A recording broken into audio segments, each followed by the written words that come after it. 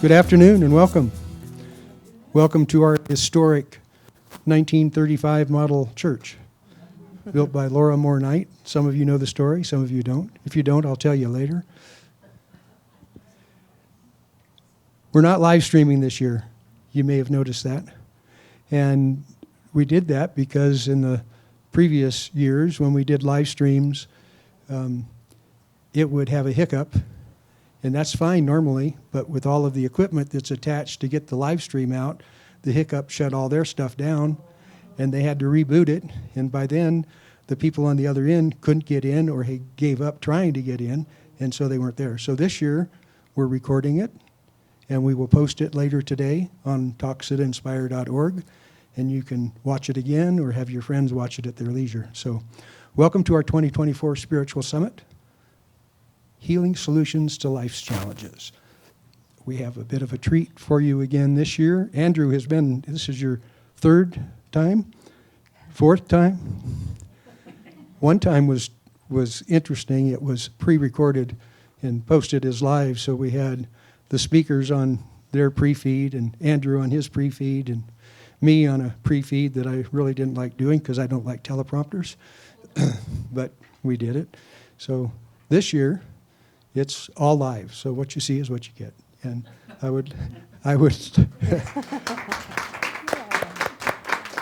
like to introduce again to you Mr. Andrew Brewis from jolly old England, who will give us about a 15-minute interlude or prelude as people continue to show up in the parking lot so that they can benefit from the tail end of the music and the full bit of the summit talks. So, Andrew, thank you. I've been doing this for 40-odd years, so I should know what I'm doing. So I'll just go with the flow. It might suddenly come on halfway through.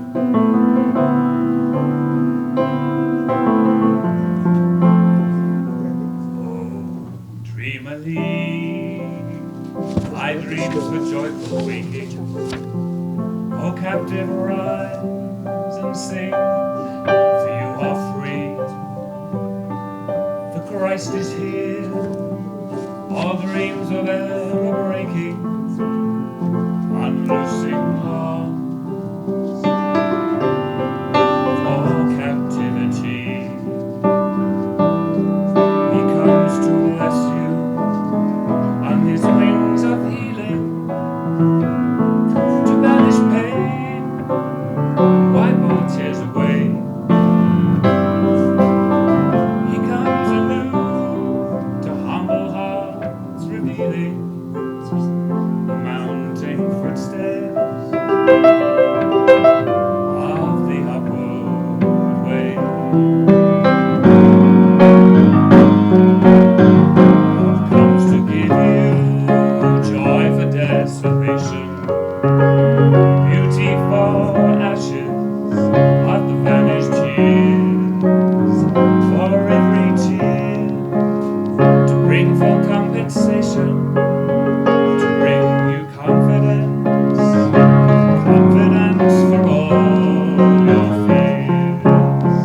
Love comes to call the dumb to joyful singing, the deaf to hear, and the blinded eyes to see the glorious tidings of salvation ringing.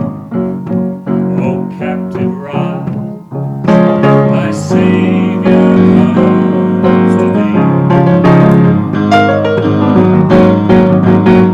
Love comes to give you joy for desolation, beauty for ashes of the vanished years, for every tear to bring full compensation, to give you confidence, confidence for all your fears.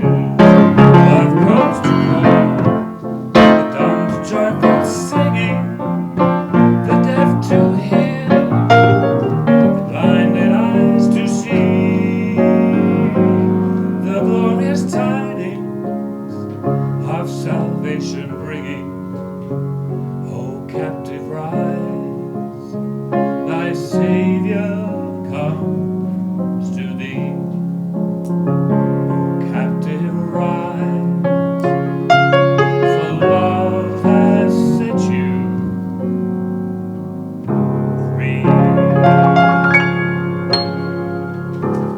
This next one is called Don't Be Afraid, and it's going to lead into the first talk that we're going to have.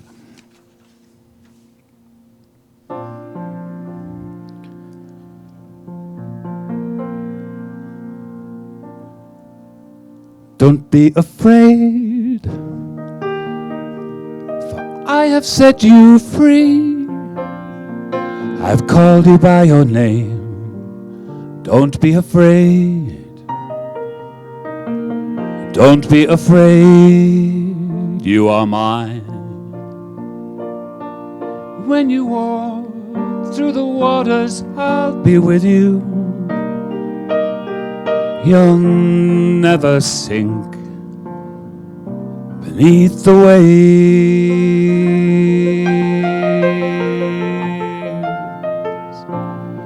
Don't be afraid, for I have set you free. I have called you by your name. Don't be afraid. Don't be afraid. You are mine. When the fire is burning all around you, be still, and you'll never be touched by the flames. When trials try to hurt you, remember that I'm right at your side. Remember you are precious in my eyes.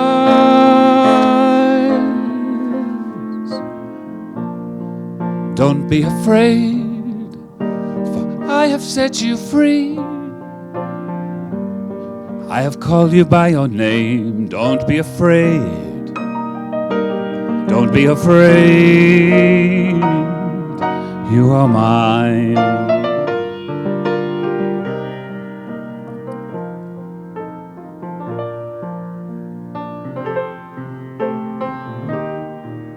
I am your father. You are my child. Don't be afraid.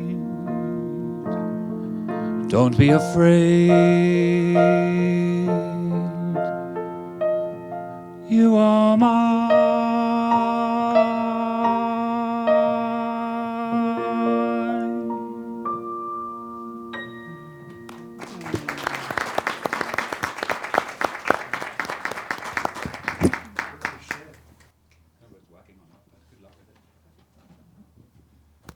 Thank you, Andrew.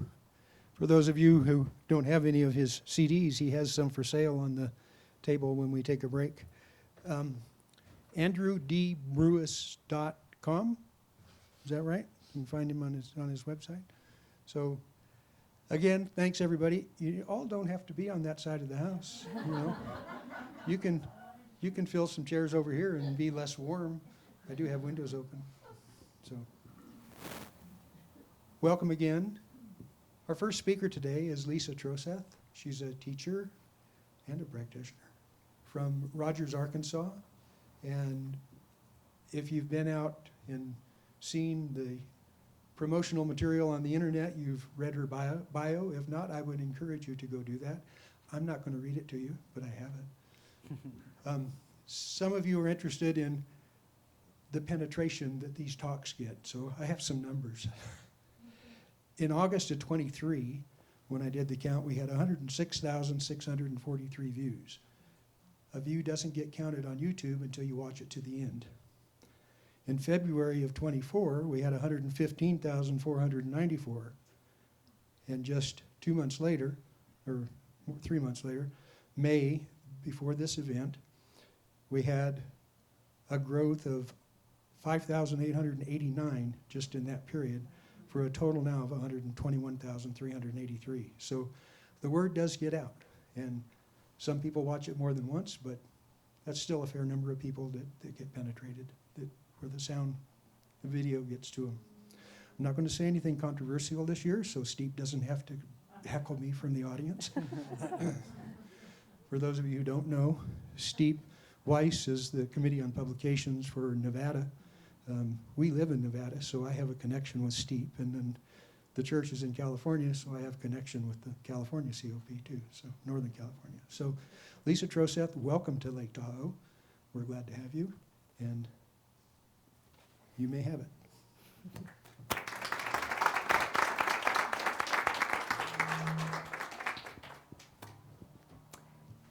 Thank you, really, for that warm welcome here. It is an absolute joy to be here in Lake Tahoe with you all today. I grew up in Northern California, spent a lot of time in Lake Tahoe over the summers, and so taking a walk this morning was so inspiring to look out at the lake, the mountain views, and I came across a sign that said, "Caring is cool." And I don't know if any of you have seen this around here, but it was a list of organizations that really care about this community, the lake, the natural resources. This church here has been in this community going on a century now. They've been caring for this community in so many wonderful ways. And so I want to give a special thank you, really, to First Church of Christ Scientist, South Lake Tahoe, for sponsoring this summit, these talks. And I just mentioned that, oh yeah, please, thank you. Thank you. And so they really know well that caring is cool. Caring for one another, caring for our community, and caring just the beauty of this area, the natural resources of this area.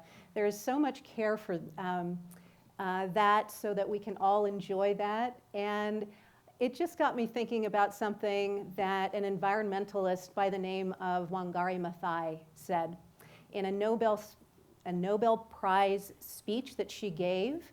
She was the first African woman to ever win a Nobel Peace Prize. And I think in light of what we'll be exploring here, moving past fear to healing, her words really resonate. And let me just share that here. There comes a time when humanity is called to shift to a new level of consciousness, to reach a higher moral ground, a time when we have to shed our fear. Shed our fear. How do we do that? That sounds like something we want to do, but how? That's what we're going to be taking a little bit more of a deep dive into here this afternoon, looking at fear. We described looking out at those mountain views, how awe-inspiring it is. I mean, the views around here just grow more and more awe-inspiring. But fear is like the opposite of awe.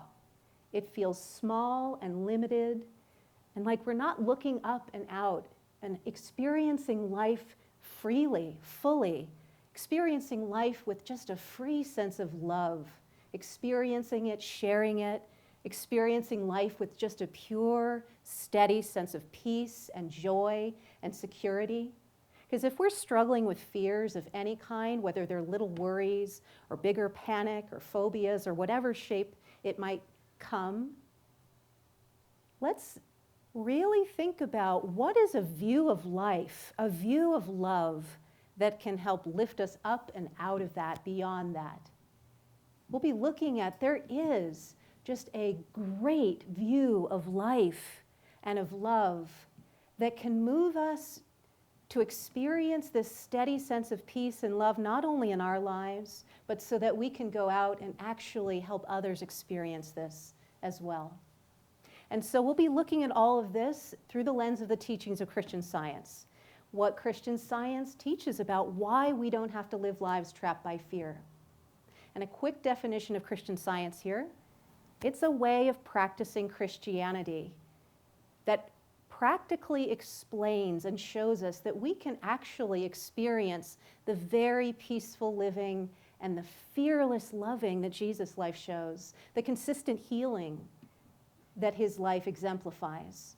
The Bible describes that he lived a pure spirituality that is so universal, so timeless, that its teachings can be experienced not by just one group, it's not in the possession of just one religion, but that it is just so universally accessible and holds genuine solutions to whatever fears we may be facing in our lives.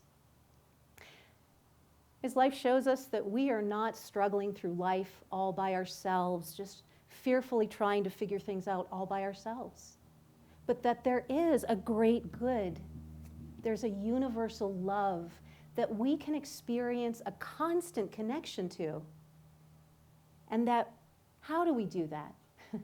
We're going to look at some fresh views of what prayer is and how prayer can actually help us experience this greater good, this love that so many people call God, how we can experience that day to day more practically for real. And we'll be looking as a guide as we go here to a text called Science and Health with Key to the Scriptures, written by the founder of Christian Science, Mary Baker Eddy. And I'll be sharing current day examples just to bring all of this to life. And so let's just jump in here, because I was just considering and listening last night for what to share right off the bat, an experience that I think speaks to what the world is facing, what maybe we face in relationships. So much conflict springs from reaction or acting out of fear. But what can move us beyond that? And this is an example, I think, in a modest way that I hope helps us explore how to experience life not in a state of reaction. This happened a number of years ago. One day I was checking my cell phone and I noticed there was a message. So I picked up this message, and have you ever had the experience where somebody dialed you unintentionally, or you dialed them unintentionally? It's like a pocket call? Okay, this was a pocket call, and it was quickly evident this was a pocket call because as I listened to the message, this was a friend of mine, and they were talking to somebody else, and they were talking about me, and it wasn't very nice. The thing with this friend is we had had a history of reaction. I was afraid of how she would react to things often. I had waited for years to bring up something, and then I was scared of how I reacted when she reacted. It was just this cycle of fear and reaction.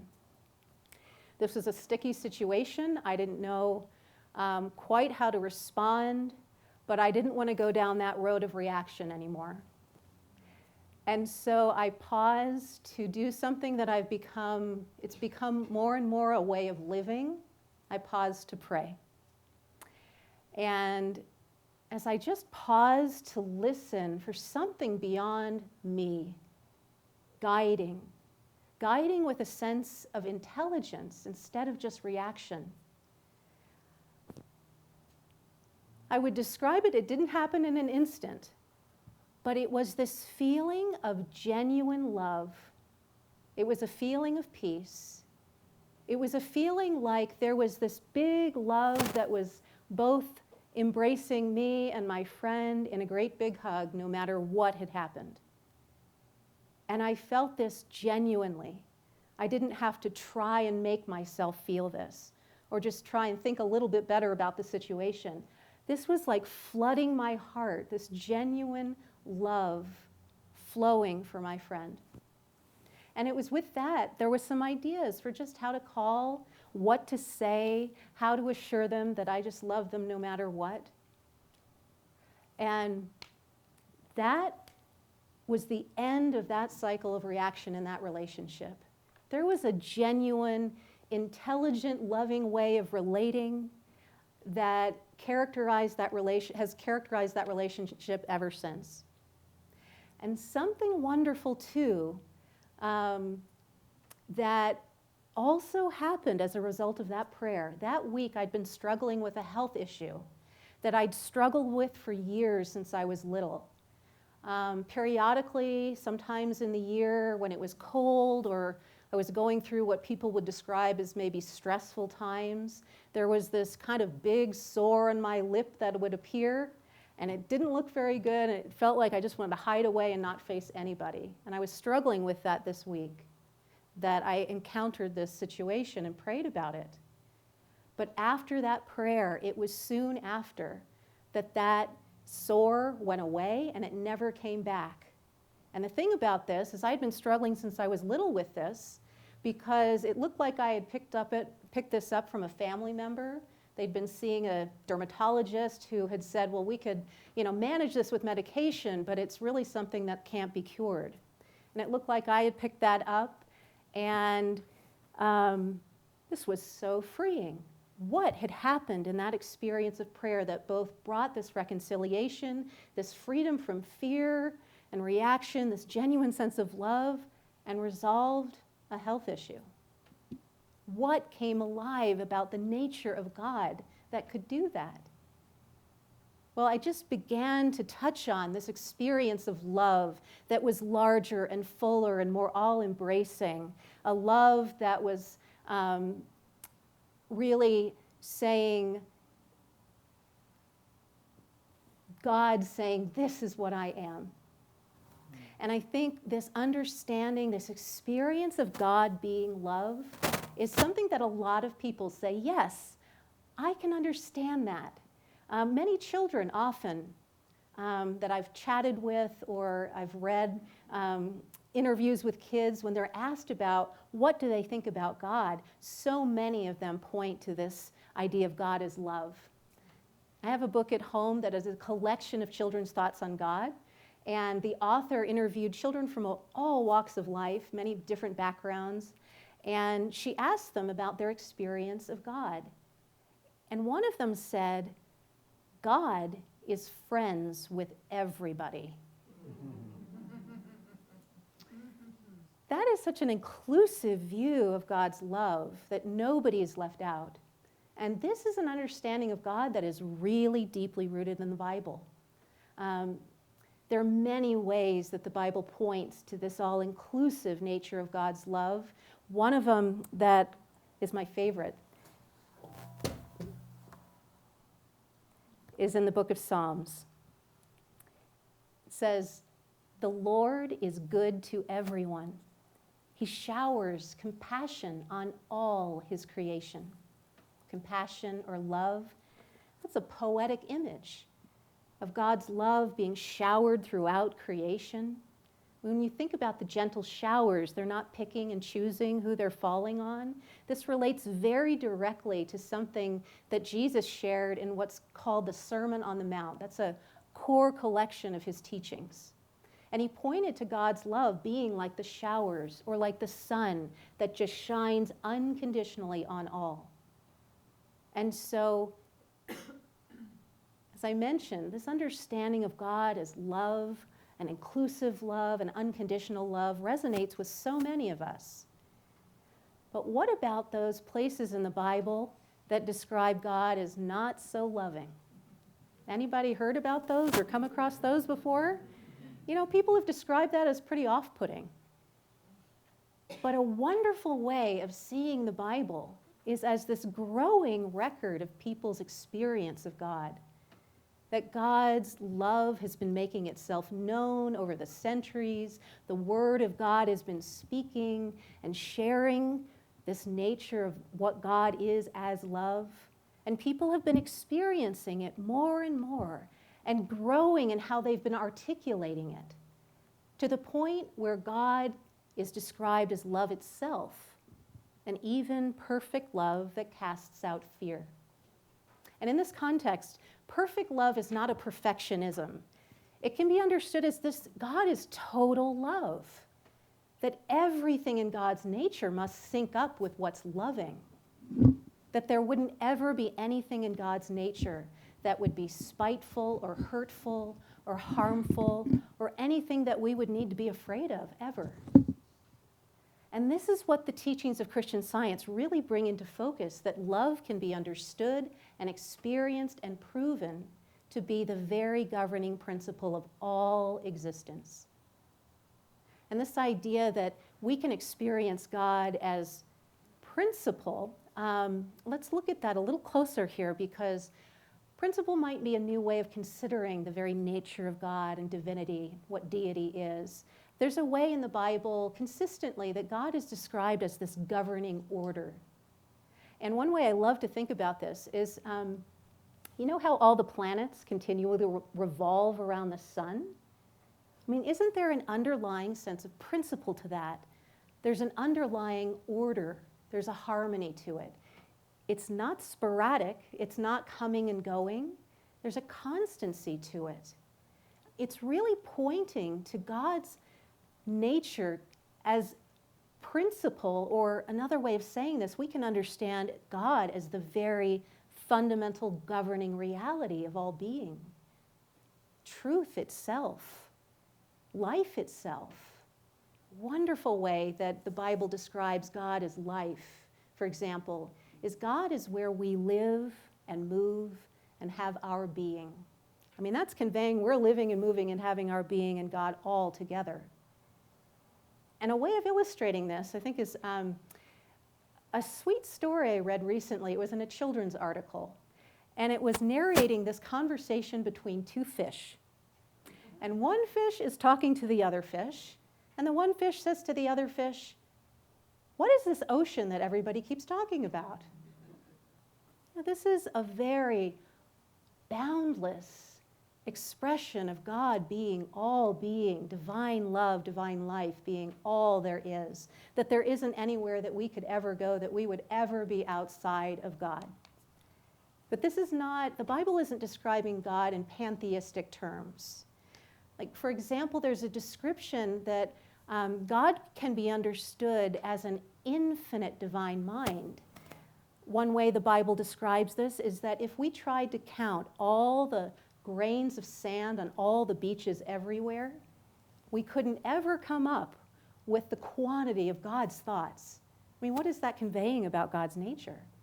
How boundless and infinite this divine mind or intelligence is that's causing us all, governing us all, being us all.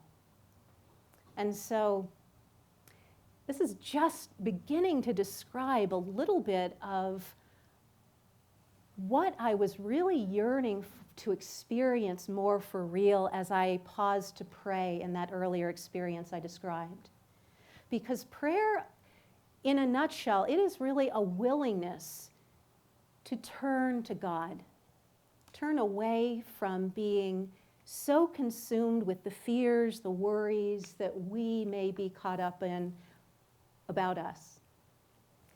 And really this sincere, heartfelt willingness to experience more for real, a life that is more God-focused.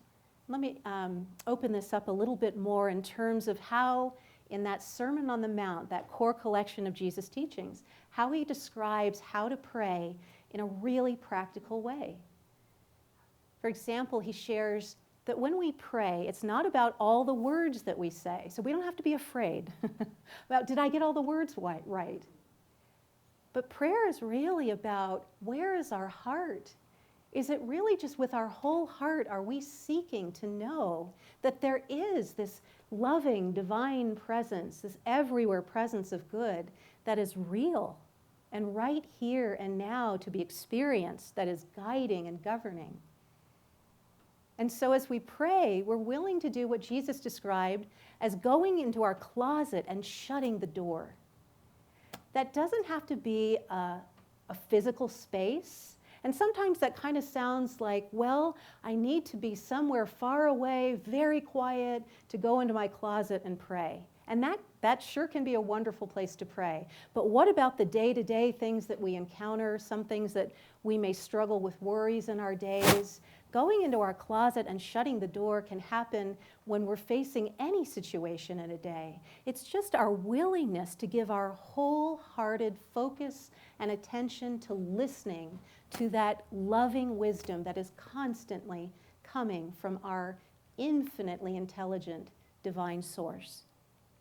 So just an example to just flesh this out here, how I was experiencing this more in that experience I described. Well, as I prayed and felt that love and that peace, you could say it was a peace and a love that almost looked like it was undeserved, like the way my friend had acted or the way I was wanting to react. But that love, that sense of peace was flowing anyway. And what was coming to life, I think, is what the Apostle Paul wrote in a letter centuries ago to a group of early Christians. He wrote that there is absolutely nothing in the world that can ever separate us or cut us off from God's love. Because so much reaction behind it, isn't it this feeling like something somebody has said or something going on in the world is going to cut us off from good? But as I was praying and experiencing this sense of love that kept flowing regardless of the behavior and the circumstances, it had a really transforming effect on me and my understanding of where love comes from, where good comes from, where joy comes from. It's not in the circumstances. We're not waiting on other people for that love, for that joy, for that sense of peace. It's flowing from what the Bible describes as this fount of life. Let me just read this here. It says here, "How precious is your unfailing love, O God, for you are the fountain of life." Fountain is like this description. You have waterfalls around here, I know, on these beautiful hikes. And what is a waterfall? It's just pouring forth constantly. And a fountain of life, and that's a description of God being this inexhaustible source of all the love that we so deserve to experience moment by moment and to share freely.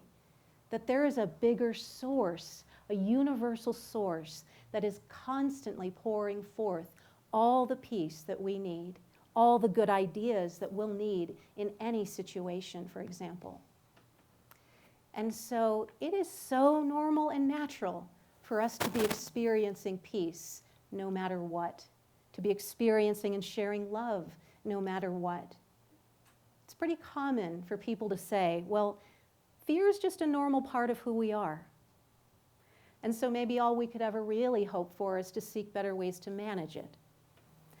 And there are really thoughtful ways that people are sharing for how to manage fear. But how can we go so much further and experience that fear is not an authentic part of who we actually are? That's something the teachings of Christian Science just very practically explain. And we could look at it this way. Is there anyone here who has ever, we've had this beautiful music and singing here to begin. Anyone else in here ever sung a song in your life? Has anyone here ever sung a wrong note? And we probably didn't go, oh, well, that wrong note, that's just a part of the piece. We can't do anything about it. You know, that's like fear. Fear is not a part of our God-composed being. Because God has composed us with notes of joy and love, integrity, honesty, strength, everything that works together to express the very harmony of God's nature. And so we're beginning to touch on something. What is our relationship to God? Is God just far away? Are we separate from God? How are we related to God? Let's look at this, and as we do that, I'll just begin with an experience, a conversation really I had a number of years ago when I was serving as a faith chaplain at a university. And there were faith chaplains serving this university from a number of faith traditions, a number of Christian denominations. And at the end of one of the years, the students held a breakfast just to say thank you to everyone. And I remember having this conversation. I was sitting at a table with some individuals, and there was a theme that kept coming up. And over the course of this conversation, in so many words, several of the individuals were saying that when they related to people, when they came into conversation, day-to-day conversation with people, they loved to honor people's godliness. And I think what they were getting at there is that they loved to honor that when people were caring, when they were thoughtful, when they expressed generosity, that it was coming from a divine source, that it was coming from God. And so this is something that the Bible really also very much explains and describes about our relationship with God. That it describes that we are partakers of the divine nature. Another way of saying this, we are made to be godlike. And Christian Science brings a very unique understanding to this, a very practical understanding to this. That in addition to how we are endowed with every good quality, every loving quality that our Creator imparts. That we actually are wholly defined by the nature and activity of God.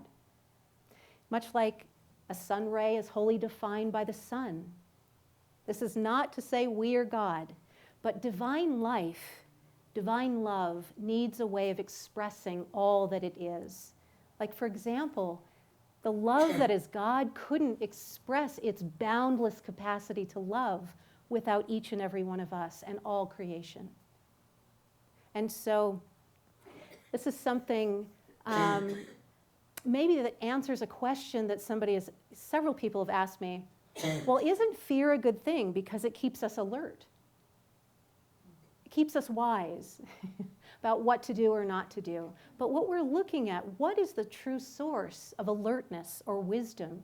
Isn't it that infinite divine mind that is causing us and expressing us that we are inseparable from as the very expression of God's intelligence, or the very expression of divine life's vitality and freshness and strength?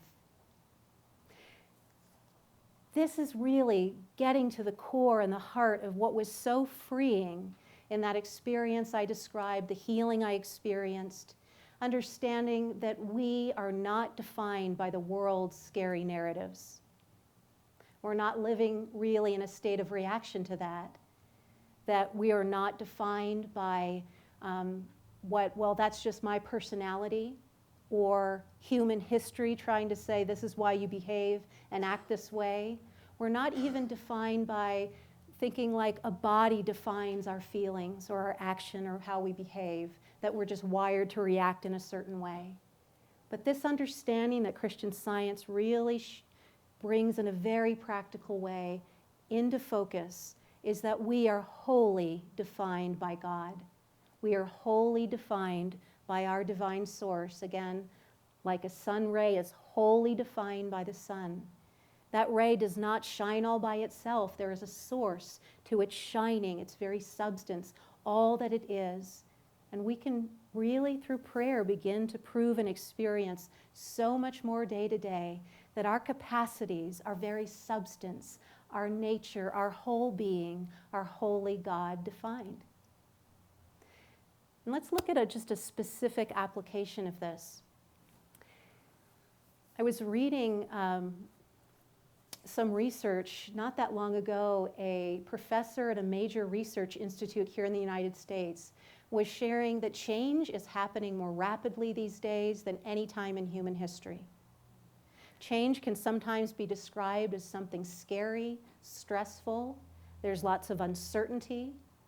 But what we've been looking at is that prayer is a way of living that helps us pause to listen right on the spot for the truth of what God is sharing about who we are as the very expression of God's peace and stability, that not all the change in the world could ever overturn or disrupt the stability of our inseparability from God. And if we're facing change that comes in the face of loss, for example, well, there is a constancy to the love that we can experience. It's pouring forth from that fount of life, that fount of love, inexhaustibly. There is a source to all the love that we have ever genuinely experienced and shared, and it is constantly present to experience in new ways day to day, in new chapters. We will never be without the love that we need, because it is flowing so unconditionally and so impartially and inexhaustibly from a universal source of love, God. Somebody recently after a talk came up and said, this is great, but in my line of work, I come across a lot of bad things.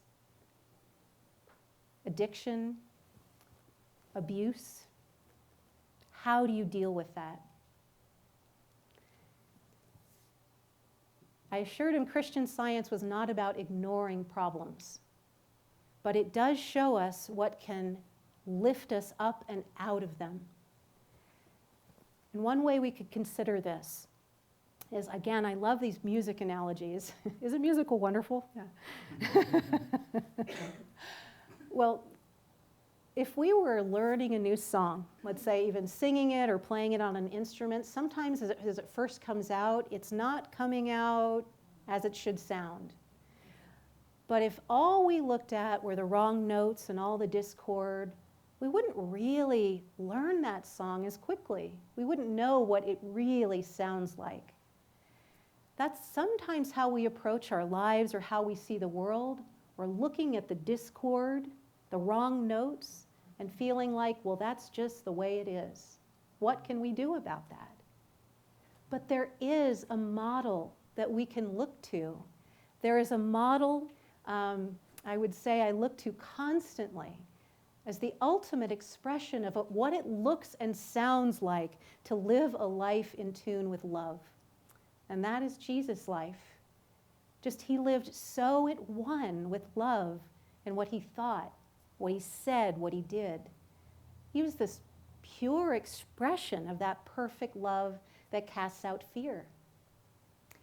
He expressed that glorious nature of God, which his early followers came to call him Christ Jesus or Jesus Christ. Christ was this bright shining of God's glorious nature that he just so freely expressed and shared. And it brought such consistent healing and transformation to the lives that he touched. And this Christ healing, this understanding of how God's nature can actually bring such transformation and such consistent healing to people's lives.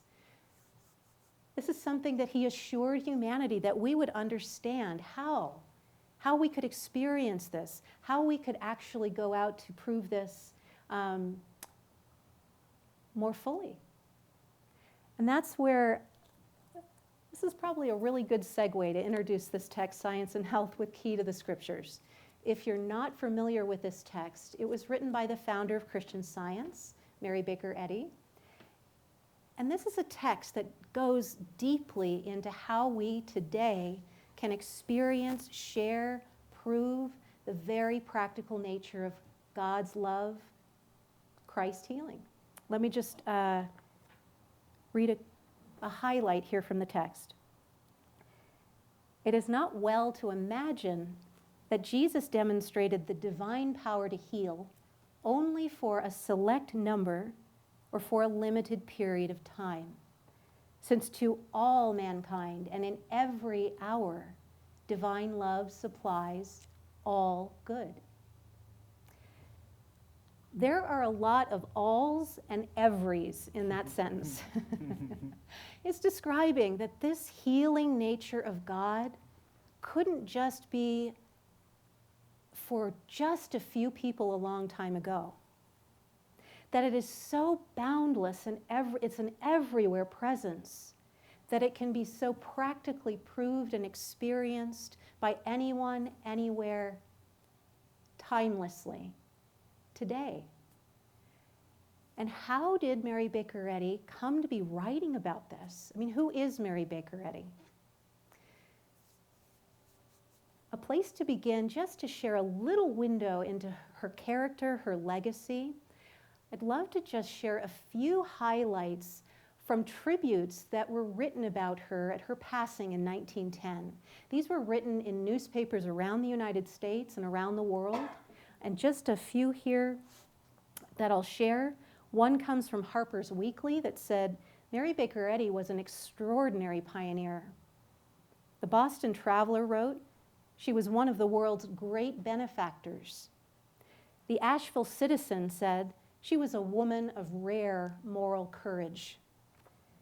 And this one from the Rockford, Illinois Morning Star noted, she knew the Bible as few knew it. Indeed, to her, its meanings and teachings were as sure and understandable as the alphabet. This was a very practical resource that she turned to day.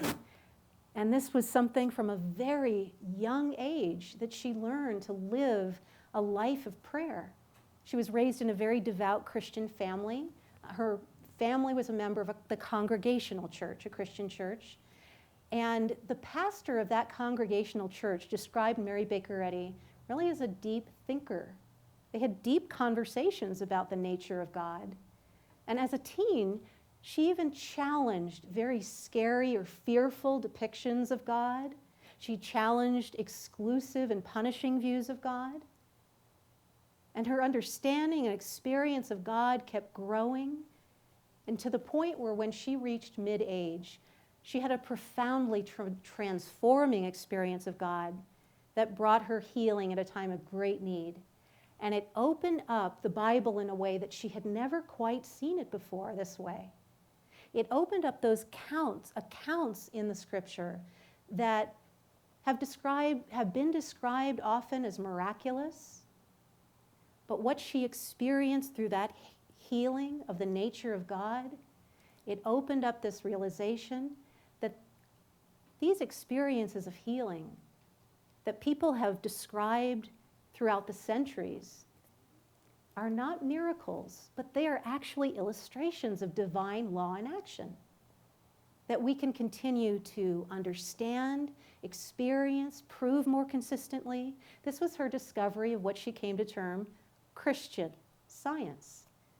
And Christian, we can understand that term as just all that is purely loving, purely good, what Jesus' life just so brightly shines to illustrate. And science, that good, that love, it's not just given to some and not others, but that good can be understood as the very law of our being, that whatever isn't good can really be understood as not having a real source, and it can be proven to be no part of who we are. This is what Jesus' healing ministry, just healing after healing, just served to illustrate. And this realization about God's nature just moved Mary Baker Eddy in a way that just caused her to be so much more fearless about life and what she shared with others in terms of bringing healing to their lives. This was a theme in those newspaper tributes that I was reading from. There was an overall theme in so many of them that Mary Baker Eddy lived a life that helped and healed so many.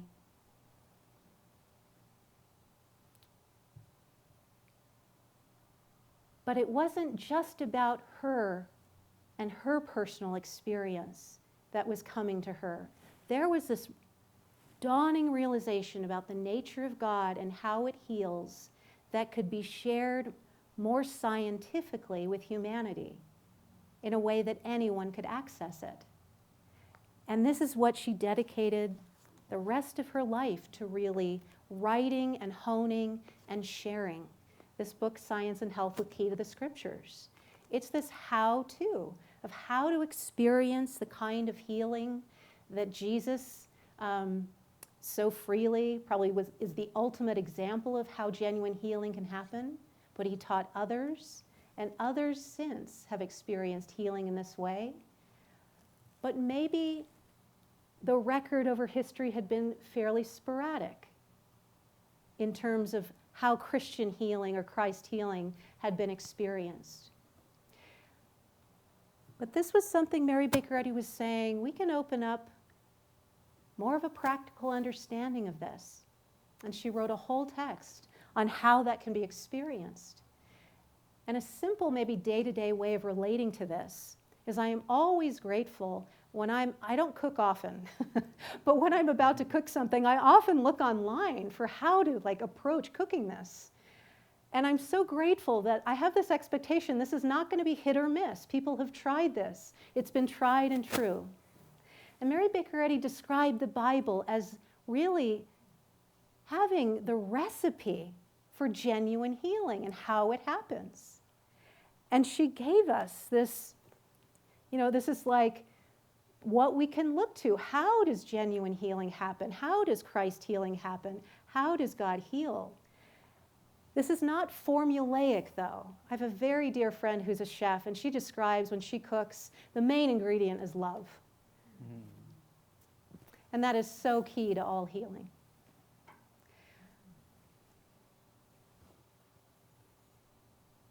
what Mary Baker Eddy was experiencing of the healing nature of God, and because she wrote about how to experience this beyond just herself, there are tens of thousands of individuals who have experienced healing in this way ever since. There was a whole movement that grew up and out of what this book describes about healing.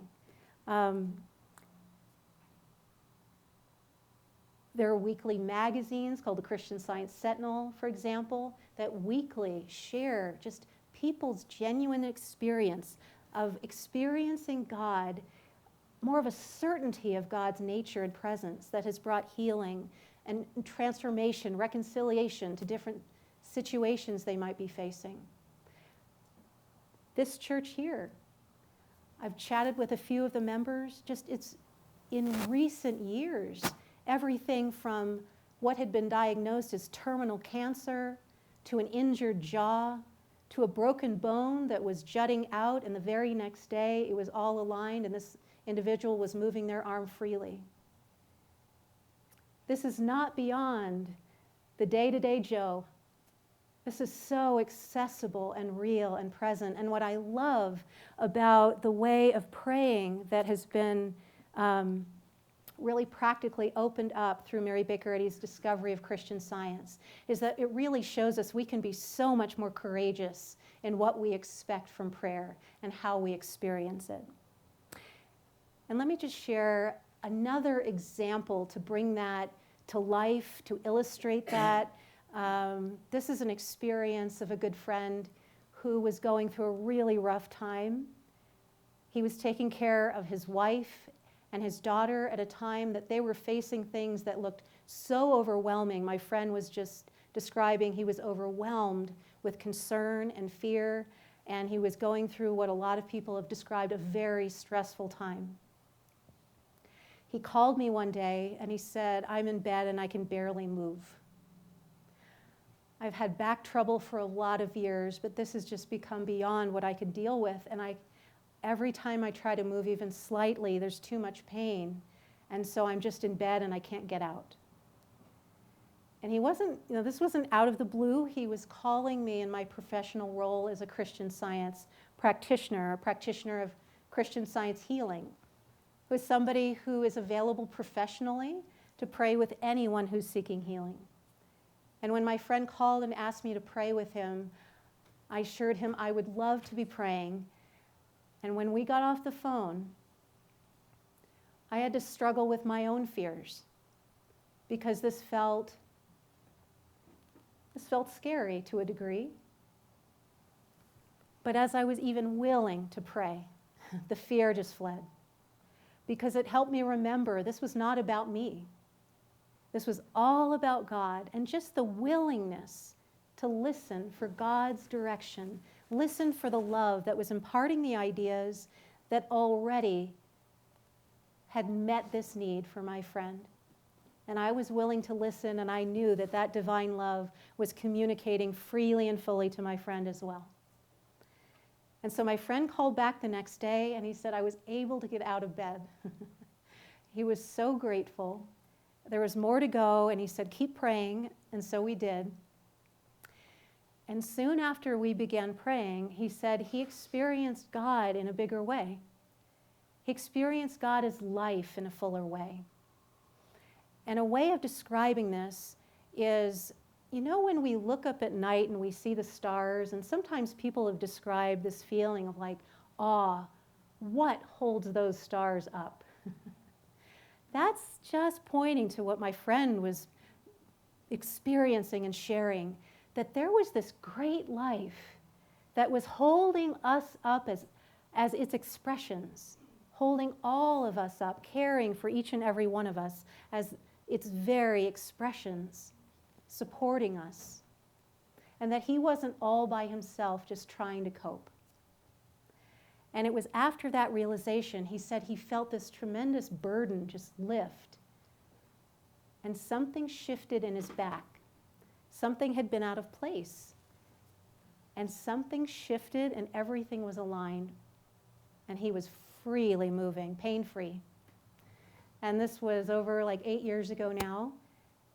in chatting with him since, he's described this was a turning point where not only did he experience that full healing, but he experienced a greater freedom in the care that he felt and expressed toward his family, but also to his larger community. He said this is when he jumped in to working with a care organization in his community, that he realized it is so good to care for people, but we can experience that totally free from worry and fear. That love that God imparts just moves us to express that care in such loving ways.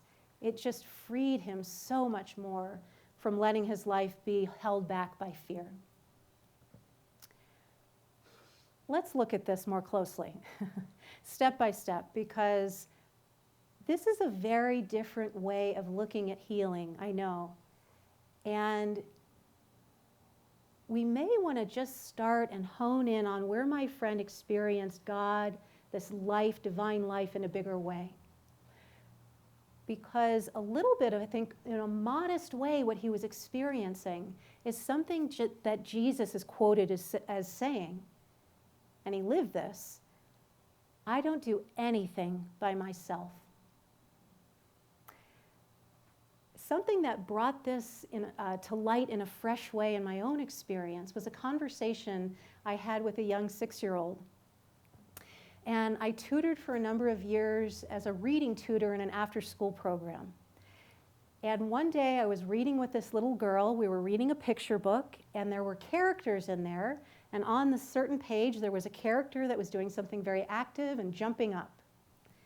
And this little girl looked up and she said, "When we jump, is that God lifting us up?" What a question.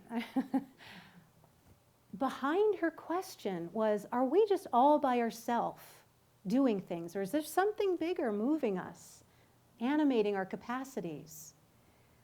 This is what Jesus was pointing to. I don't do anything by myself. We aren't these self-acting beings. That we aren't something separate from what God is being. And this is that understanding of Christ, the truth of who we are as inseparable from our divine source. Animated by our divine source, divine love, divine life. How does this realization of experiencing life in a more God-centered or Christ-centered way have such a practical impact on things like our health? Because I'll even hearken back. When I had that realization with my own experience of healing, it wasn't just coming to experience more that our nature is wholly defined by God, but that our very health is sourced in God. That it's not in a state of reaction to changing world conditions, but there is a steady, constant source to the very health that we can experience. And this is what my friend was experiencing also as well. That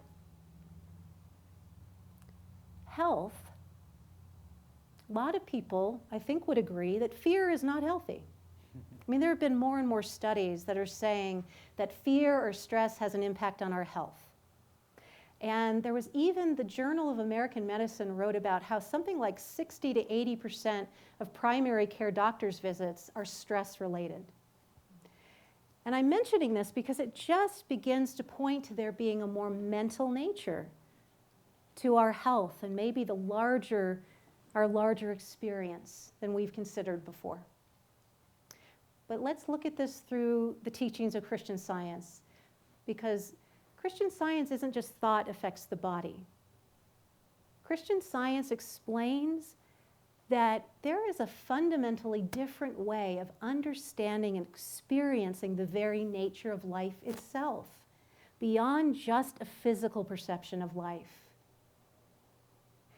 And as we look at this, let's start here with a couple questions.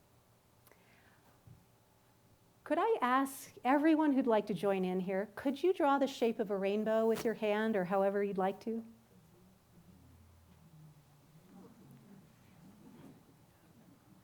It's so wonderful to see everybody's pictures and drawings.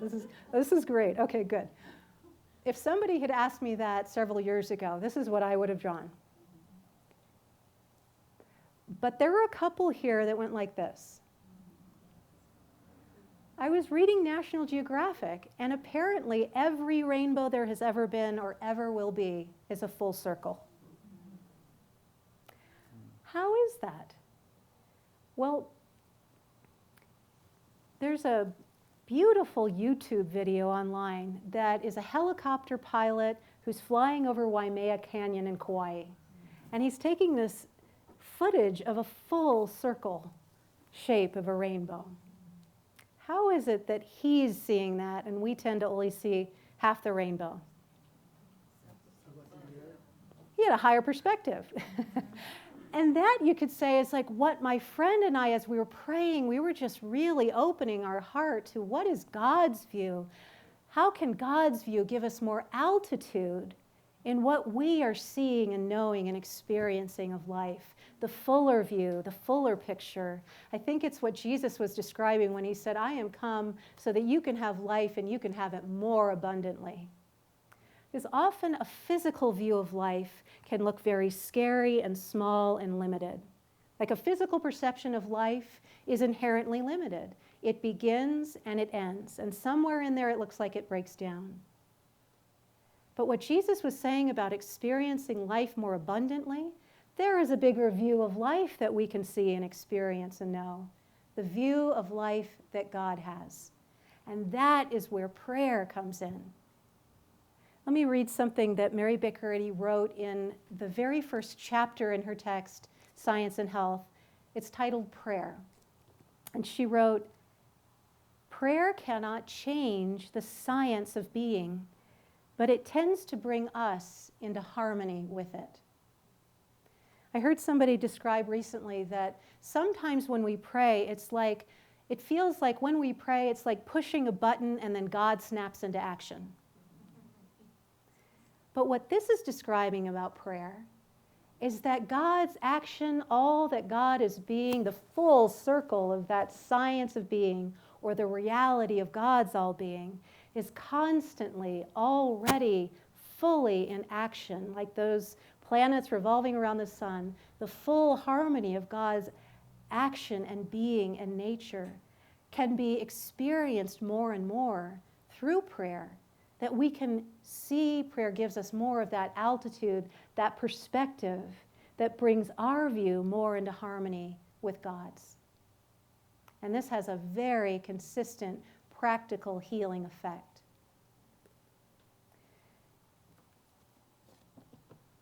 The Apostle Paul was so great in his letter writing. He was describing this centuries ago. He wrote in this letter, now we see things imperfectly, like puzzling reflections in a mirror. But we will see everything with perfect clarity. All I know now is partial and incomplete. But I will know everything completely, just as now God knows me completely. That complete view that God has of us, for it to be whole and complete, it really must be spiritual. Because physical is just inherently incomplete.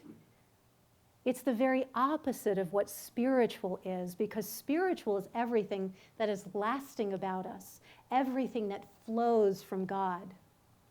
Like, have you ever heard somebody described as somebody of substance? Like that individual, yes, they are somebody of substance.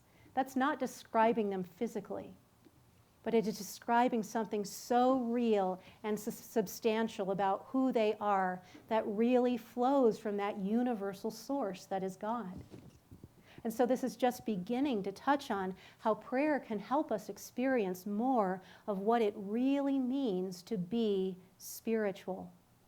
And this is what Jesus said when he said, it is the Spirit that gives us life and animates us, not the flesh. Another way the New Testament describes this, it says that to be spiritually minded is life. That is really living, that we want to be mindful of the things of the Spirit and not the flesh. This is beginning to point to that what we tend to perceive as a physical perception of life is really a mental phenomena. that prayer can have such a transforming effect on what we actually perceive and experience of the spiritual, purely spiritual nature of life, that God, as divine life, is causing each and every one of us to be, as whole, complete spiritual expressions of that life. And this understanding actually can go out to have an impact more broadly in how we see and really honor the stewards that we are for our environment, for example. There was, I know, an experience here in this local area during the Caldor fire where so many things worked together with the intelligence of the firefighters, the way the wind was blowing. I was reading about in a news article that not one of the houses in Christmas Valley was burned. I think that's really beginning to show that there is a view of life that as we pray, it can help us see even creation and our environment as really the truth of what they are, being the very nature of our Creator, that there's nothing destructive in the nature of our divine source and how it is causing all creation. The scary physical view of creation really can yield to the true view that God has of creation, and it can have an effect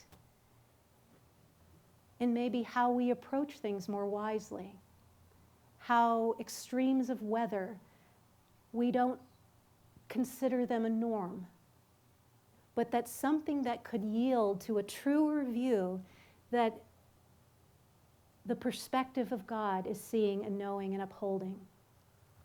And this is something where I'll just clarify here. Christian Science is not about ignoring suffering, but it is actually about looking to what is actually going to deal with it and lift us up and out of it in our individual lives and in broader ways in our communities and our world. One way we could look at this, and this is a big topic, so we're just going to begin to touch on this. The Bible talks about how in the first chapter, the very first chapter of the Bible is called Genesis, Genesis 1.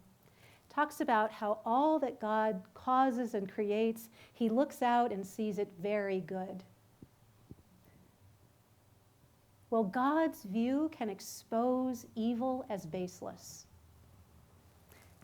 One way we could understand this, I was reading in several news sources, like Pew Research and even a UN report, that there's been significant progress in humanity's outlook, especially in certain cultures, even here in the US, that have historically considered the value of a female child's life of less value than a male's.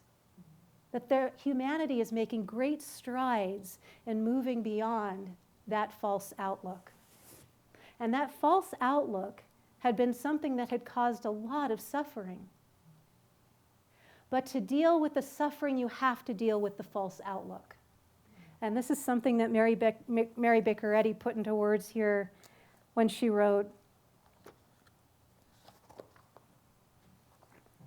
Christian Science brings to light truth and its supremacy, universal harmony, the entireness of God, good, and the nothingness of evil.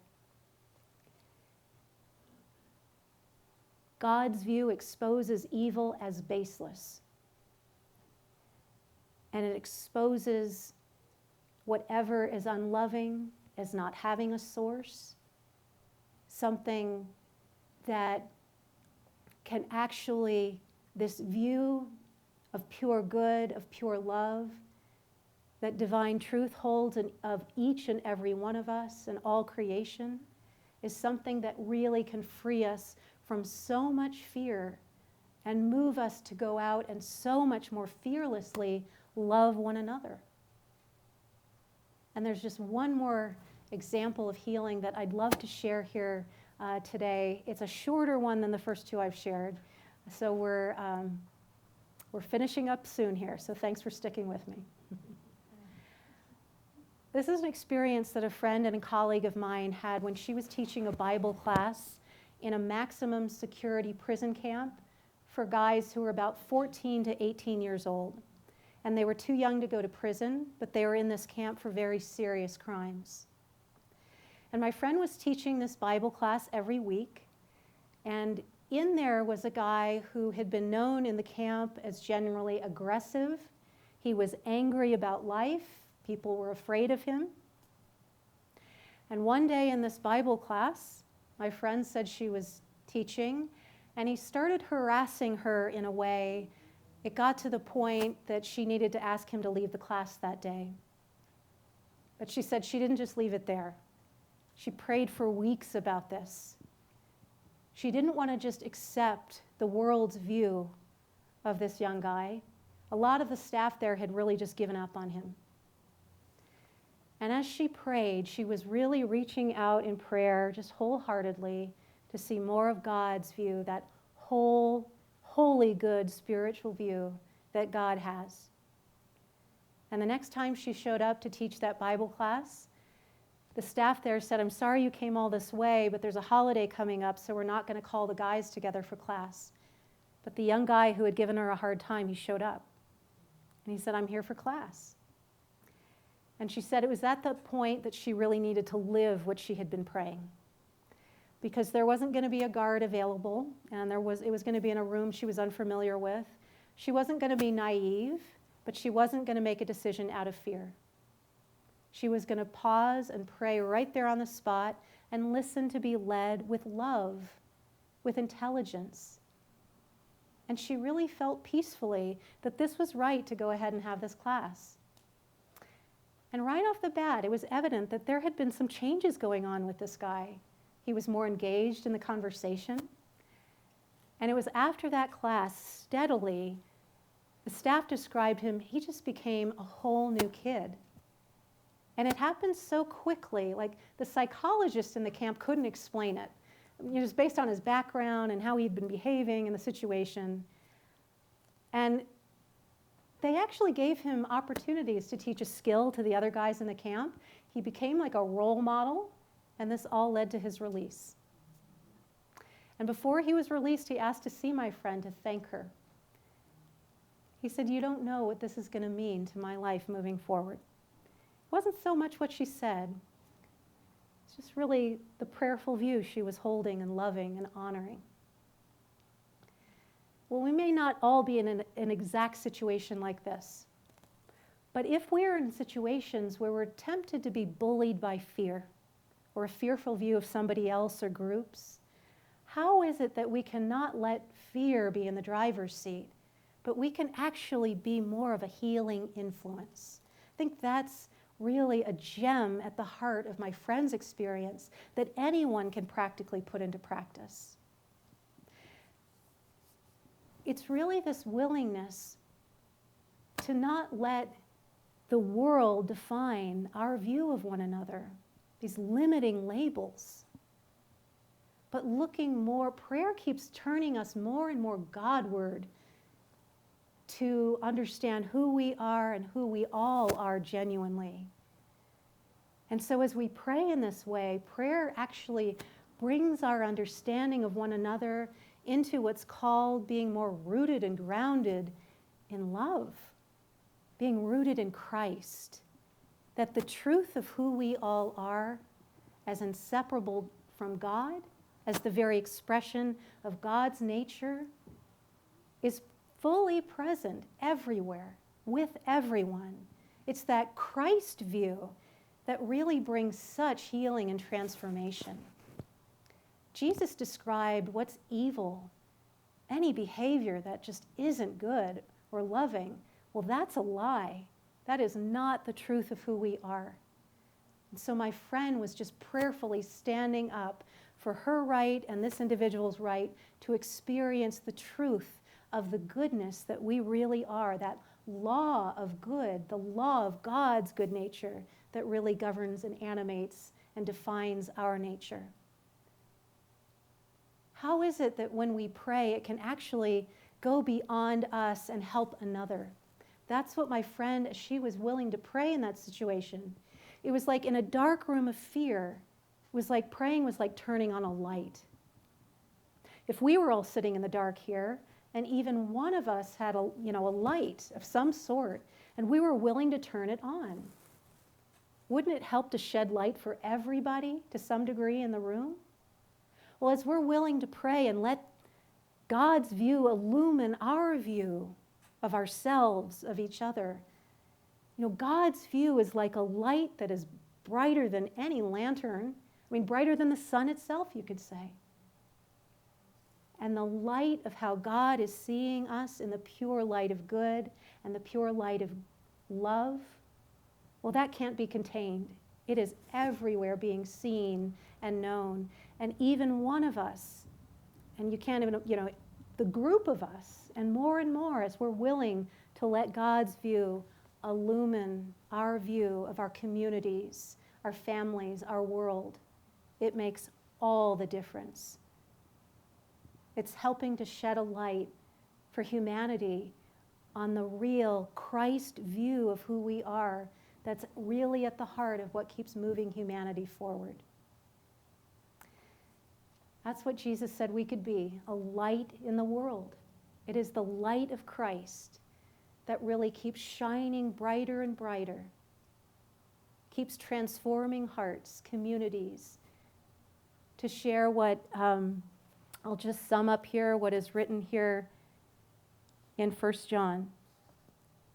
God is love, and all who live in love live in God, and God lives in them.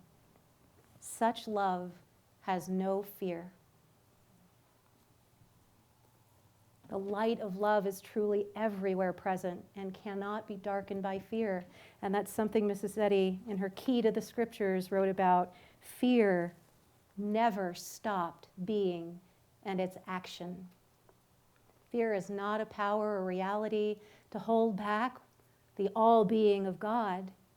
And it never, for a moment or an instant, has ever held back what God is really, truly causing all of us to be, the love that we are made to be. Thank you, everyone, really, for being here, all the listening, the love you've brought. It's been such a joy.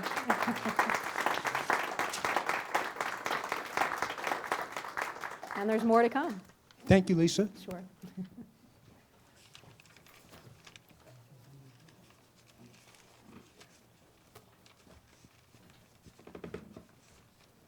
If this drape wasn't behind me, you'd see carved in wood burning on the front wall, God is love, and it just is echoed there.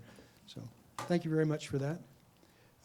We're about to take a break, but a lot of talk about science and health and the Bible and the periodicals. If you don't have a copy or you would like an extra copy to give to a friend, we have them available for you free of charge. We also have the most recent edition of the Monitor back there. And the Sentinel and the Journal. No Sentinels and Journals? Marianne's shaking her head. No journals. So then there's other older distribution, literature for distribution back there that you're welcome to as well. So we're going to take a little break, and Andrew's going to entertain us for a while. Silently now, I wait for thee. Ready, my God, I will to see. Open my eyes, illumine me.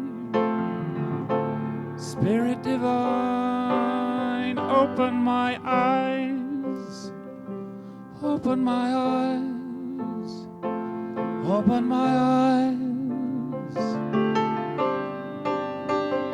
And set me free. Open my mouth and let me bear gladly the truth everywhere. Open my heart and let me prepare love with thy children to bear. Silently now I wait for thee. Ready, my God,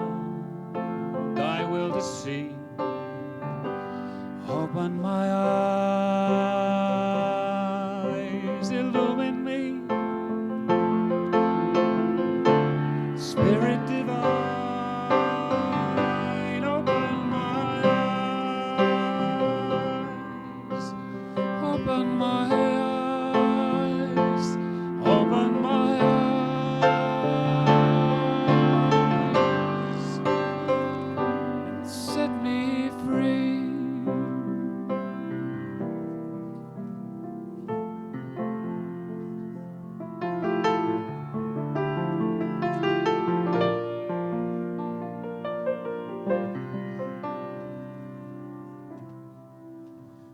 In the secret place, in the heart of prayer, there is always a light shining everywhere. You will learn to love with a gentle grace when you talk with God in the secret place. When you talk with God in the secret place, God is calling you to this world of light, like a mother's voice calling in the night. Leave your broken dreams, drop your load of care, the door of truth at the gate of prayer.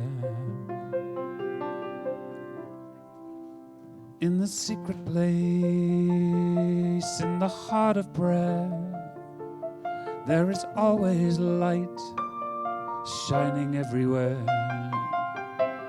You will learn to love with a gentle grace when you talk with God in the secret place. When you talk with God in the secret place, bring your childlike faith to his open arms. In that secret place, nothing hurts nor harms. You won't be at peace, you'll know his face. You'll find your home in the secret place.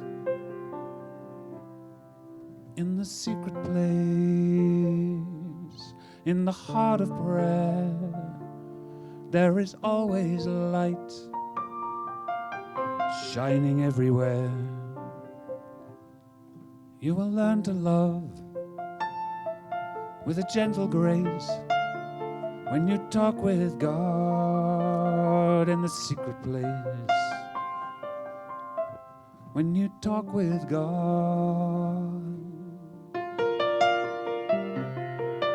in the secret place. When you talk with God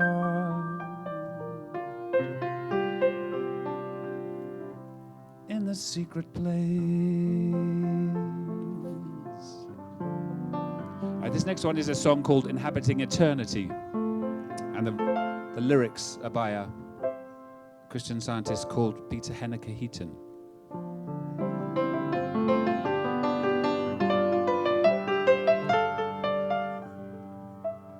I hold the hand of him who holds the heavens in their place.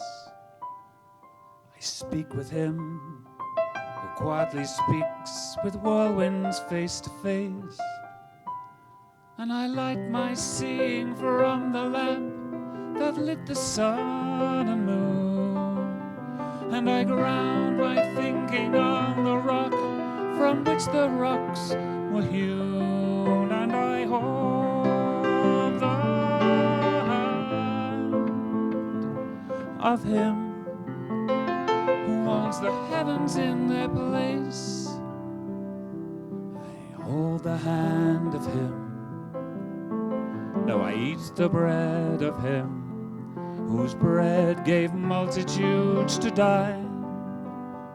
The cup I drink is his, whose cup holds water, water turned to wine. I hold the hand of him who holds the heavens in their place. I speak with him who quietly speaks with whirlwinds face to face. and I light my seeing from the lamp that lit the sun and moon, and I ground my thinking on the rock from which the rocks were hewn, and I hold the hand of him who holds the heavens in their place. I reach the hand of him whose hand outreaches time and space. I dwell with him whose dwelling place, the high and holy place. I hold the hand of him who holds the heavens in their place. I speak with him who quietly speaks with whirlwinds face to face, and I light my seeing from the lamp that lit the sun and moon, and I ground my thinking on the rock from which the rocks were hewn, and I hold the hand of him who holds the heavens in their place.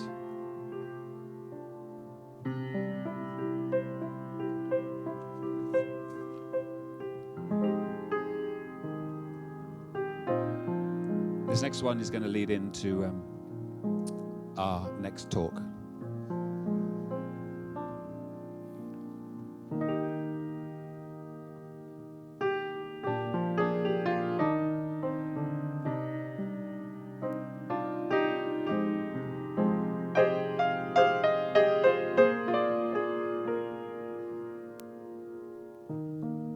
Grace for today.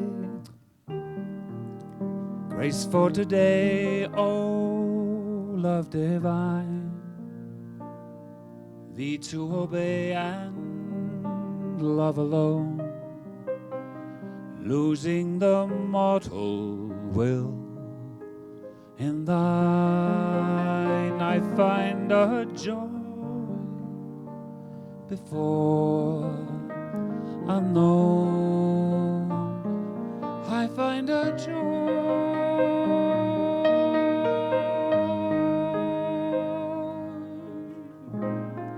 a joy before unknown. Grace for today, thou love divine, famishing hearts and homes to feed, blot out the fear and let thy light shine with tender warmth on all I need.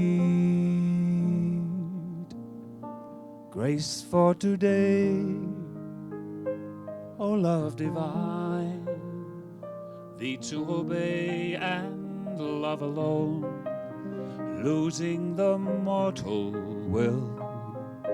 In thine we find a joy before unknown.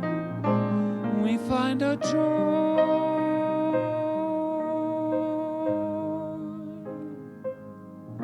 a joy before unknown. Grace for today, thou love divine, patient of heart his way to trace, whose pure affections thee define in tender love and perfect grace.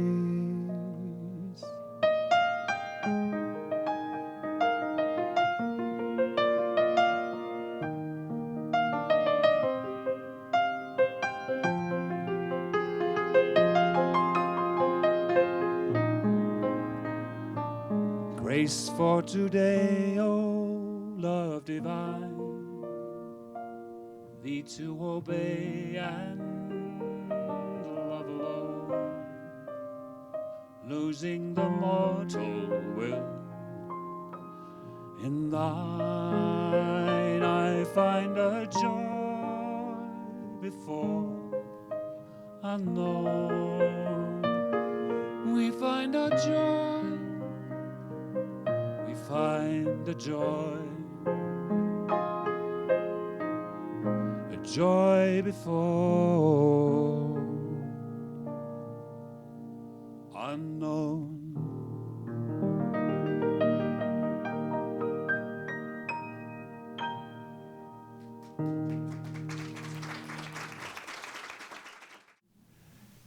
Andrew's touring the nation. I think you're touring the West Coast this time, huh?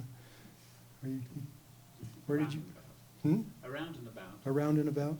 He likes to come and do his vacations and volunteer his time. So we love that.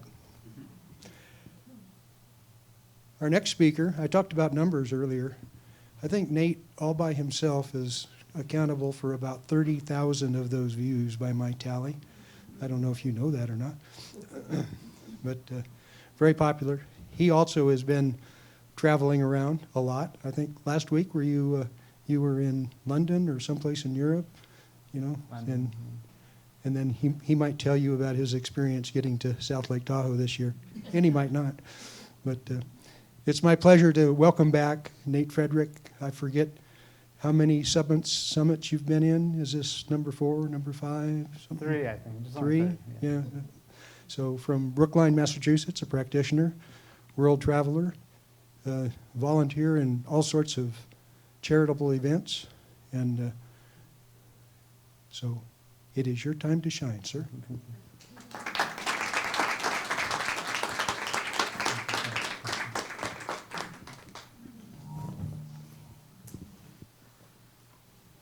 So this talk, it's designed to reach deep into our hearts, including my own, and to retrieve us from any false sense of life that we might be holding and return us home to God, to love, to the consciousness of pure good. And in that spirit, I want this talk to be for all of us, to meet the needs that are in our own hearts right now. And the discoverer of Christian Science, Mary Baker Eddy, once said that life is the spontaneity of love. And in that spirit, I thought I'd just open up the floor to see if anyone has anything they'd like to hear on this topic of prayer and well-being, a spiritual adventure. We've already heard lots of wonderful things about prayer, but is there anything that you'd really like to hear about before you leave today? So if you didn't hear that, she's talking about lecturing in the prisons and how people often will run up and want to get a copy of Science and Health because it's really meeting their need. Yeah, good. What else?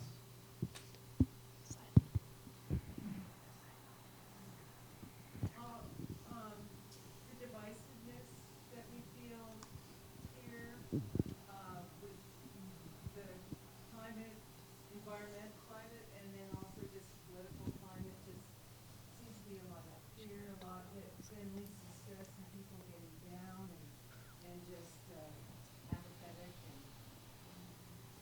Yeah, the divisiveness in culture over things like climate and politics. Okay, we can touch on that. I like the adventure part. Yes, adventure. I'm ready. Okay, good. Adventure. Maybe one more? Yeah. The imbalance that seems to be in the natural world.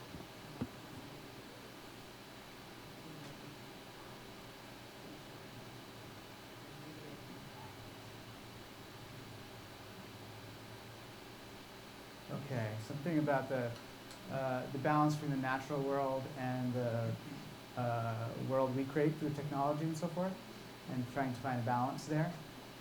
Okay, yeah, we can try that out. So this is a talk on Christian Science, and all science is about relationships. It's about how one thing relates to another thing in a stable and constant way. And I think the greatest science of all is Christian Science, because it talks about the relationship that we have to our source, to God. And it talks about our relationship to each other. When you read the Bible is all about law, right?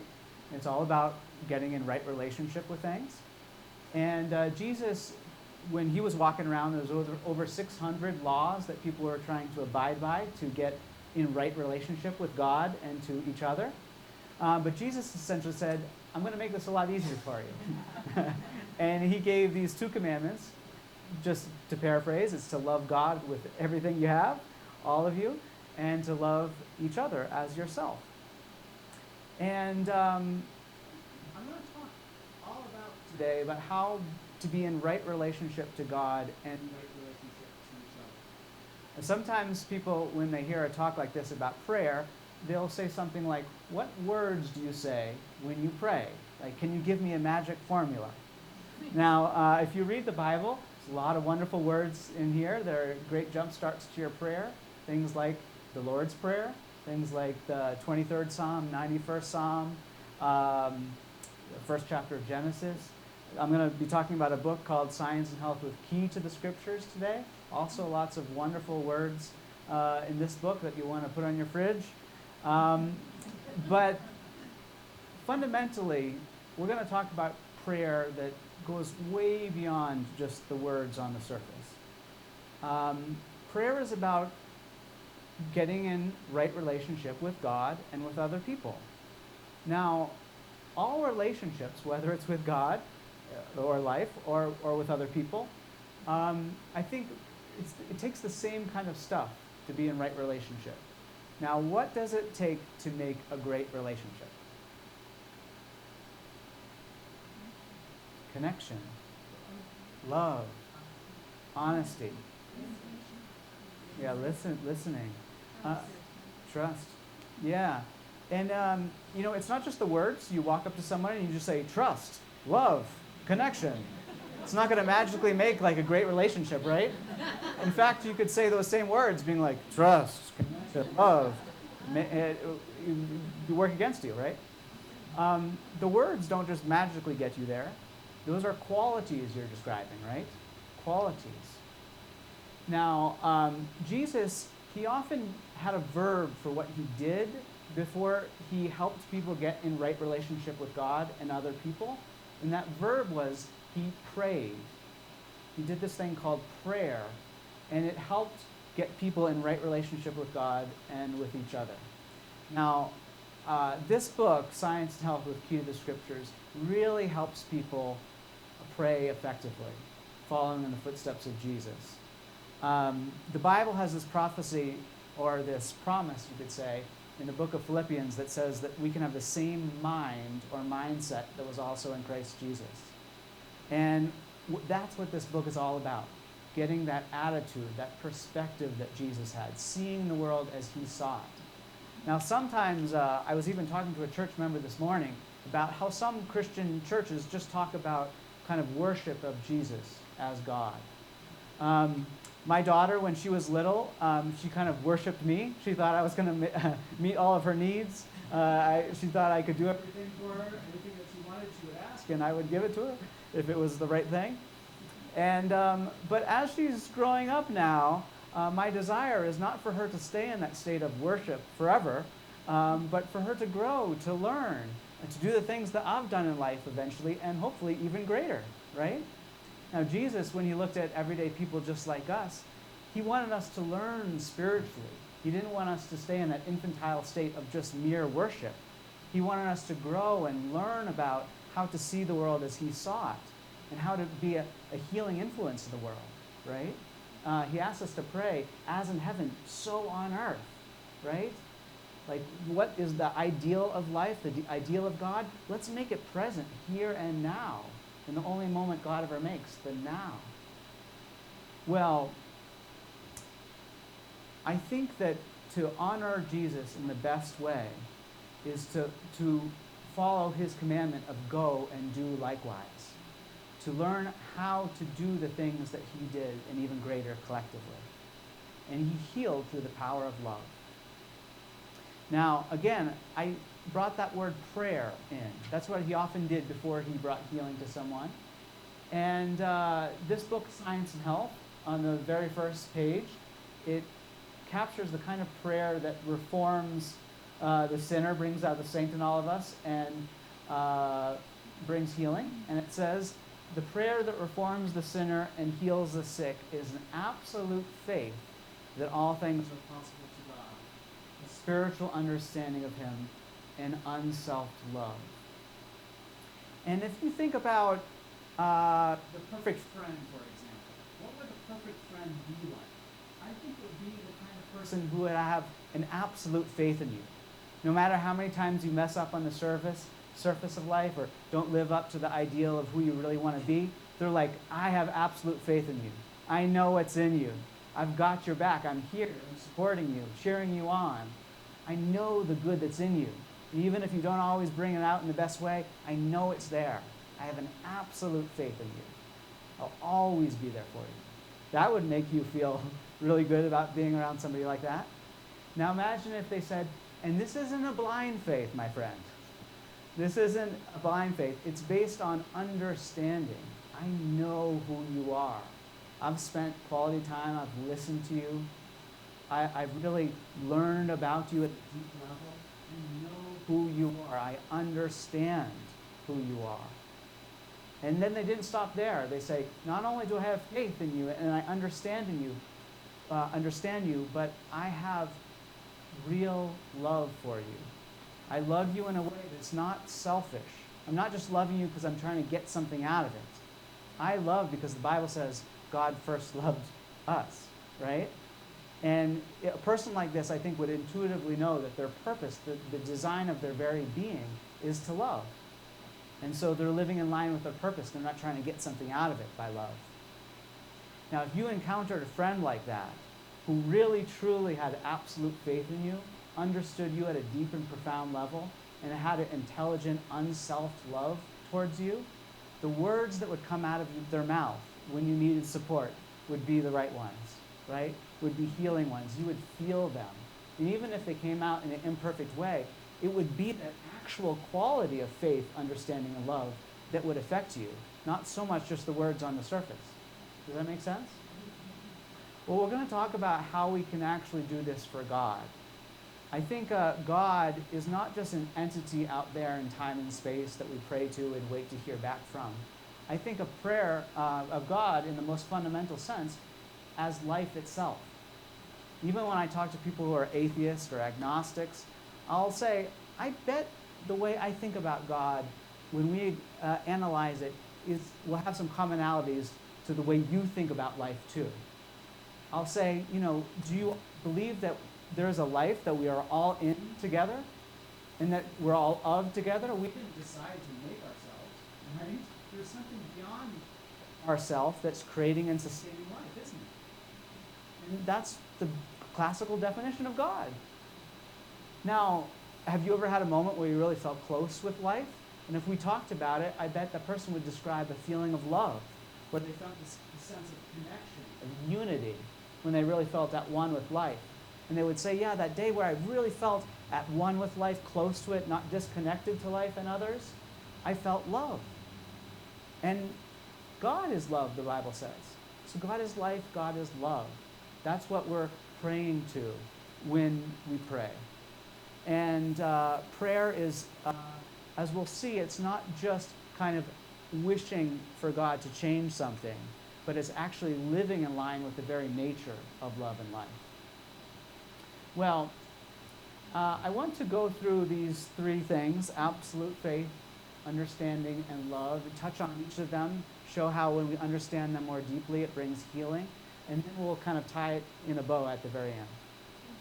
Now, faith, absolute faith, that sounds kind of hard, right? Like, how do I have an absolute faith? Maybe I got a little bit of it, right? When I flew over here, and there were a lot of delays, as was mentioned, it took some prayer for me to get here on time. Arrived in my hotel at 4 a.m. last night, and when the airplane pilot flew me over, if he said, from day to day, the way that life appears to me, the way that the earth appears to me is flat. I walk out to the horizon line, to the beach or something, and I see a flat earth. I go out to the beach, see something flat like that, or like that. And maybe they said, oh, I've walked 100 miles this way on this beach that I love, 100 miles that way. Every time I look out, 100% of the time, it's flat. You know, back in the day, before people knew about modern astronomy and things, they just thought the Earth was flat because that's the way they saw it all the time. And you can imagine conversations back in the day of people saying, like, a neighbor going up to another neighbor and saying, you know, I think I've got this idea that maybe the Earth is a sphere, not flat. And then the other neighbor being like, you mean halfway around the world someone's just sticking out downwards? You know, quarter of the way, they're just out sideways? I don't think so. Never seen anything like that before. And yet, the truth is that the Earth, after a lot of evaluation, is not slightly different than the way we see it normally. It's the exact opposite. It's not flat, but it's a beautiful spheroid, right? Now, when the airplane pilot flew me over here, if he calculated in the GPS, well, you know, I've heard about the Earth being a sphere. I've seen the pictures. I've never really been up there myself. But I see it flat all the time, so I'm going to punch into the GPS 50% flat, 50% a sphere. Do you think we would have landed where we were supposed to land? We would have got off course if we were calculating in that way. But you have to go all in. You have to become absolute with the true perspective, right? It's not that that we see on the Earth that it appears to be flat, and because we see it so often, that, well, we have to give some credence to that. No, no, no. The higher point of view, the more heavenly, you could say, outside the Earth's atmosphere altogether, shows you the truth. Now, I think Jesus, when he was praying, he saw life as, when he saw life that was fallen flat or limited, he lifted up his thought above the Earth's atmosphere, above the beliefs that people hold about life being limited and discordant and fallen flat. He lifted himself up so high, lifted his thought up to such a higher heavenly viewpoint that he saw health and wholeness and wholesomeness as the ever-present condition of mind. It's the nature of consciousness when we see it from God's point of view, when we see it from the eternal point of view, the absolute point of view. And to get right results, you need to start from this right perspective. Well, when I was in college, I did a year-long documentary about miracles. And when I was doing this documentary, I got to go out to a beautiful place in Hawaii. And I was cataloging miracles and thinking about miracles every day. And as we fill our thought with something, we start to see it made manifest in our lives, right? You see somebody who's complaining and negative all the time, and then I guarantee you, they'll see negative things in their lives. If you spend your whole day thinking about miracles, and the wonder of miracles and how miracles happen, you'll start to see more miracles in your life. Now, Christian Science thinks that what one considers miraculous in the Bible is not supernatural at all, but it's supernatural. It's the most natural thing in the world to experience harmony and goodness and peace and wholeness, even if to our material senses it appears to be void or vacuous or gone, right? Now, you're not changing a flat Earth to a beautiful spheroid by getting a higher and correct view of it, right? And I don't think you actually change someone who is lacking something or sick or in a difficult situation to a harmonious situation through prayer. You're just getting the correct view of it, and you start to bring it out in your experience, your conscious experience. Well, when I was on that island there, at one point, I was on a 11-mile hike along this beautiful ridge line. A mile and a half into this hike, my sandals broke. And I had about a 40-pound backpack on, perhaps, and I was going to be out there for about a week. And I was young and foolhardy, and I thought, I think I could just do it barefoot, because if I hiked backwards, no one would be there to pick me up at the trailhead. And I didn't have many other options, so I just said, I'll just try it.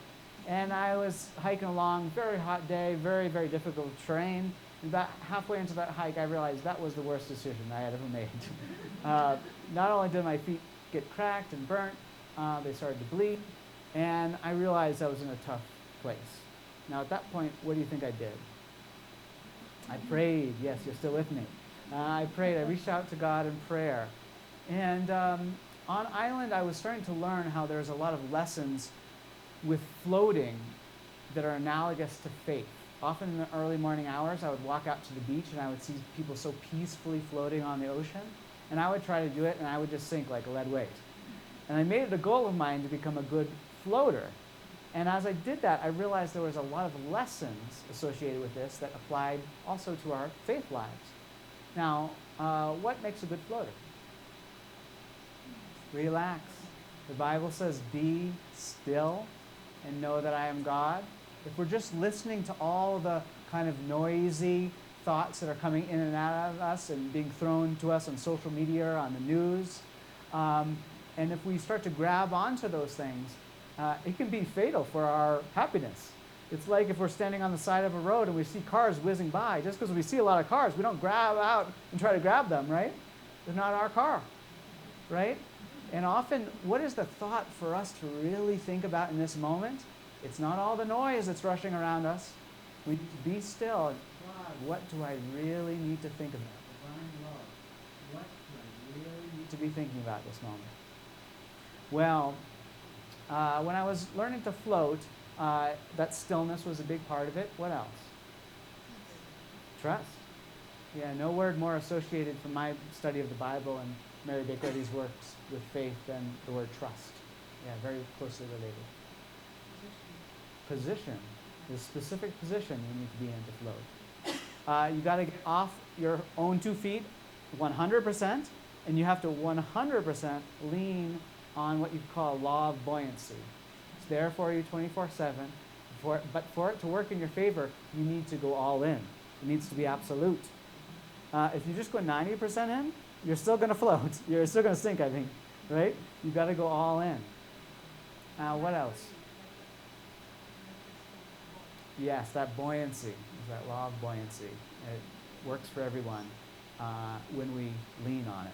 In fact, the first line in this, the preface of this book is to those leaning on the sustaining infinite, which is an allusion to God. Today is big with blessings. Yeah, so that leaning on God. Well, a few other points that I found helpful is that you really need to open up. You can't be closed up.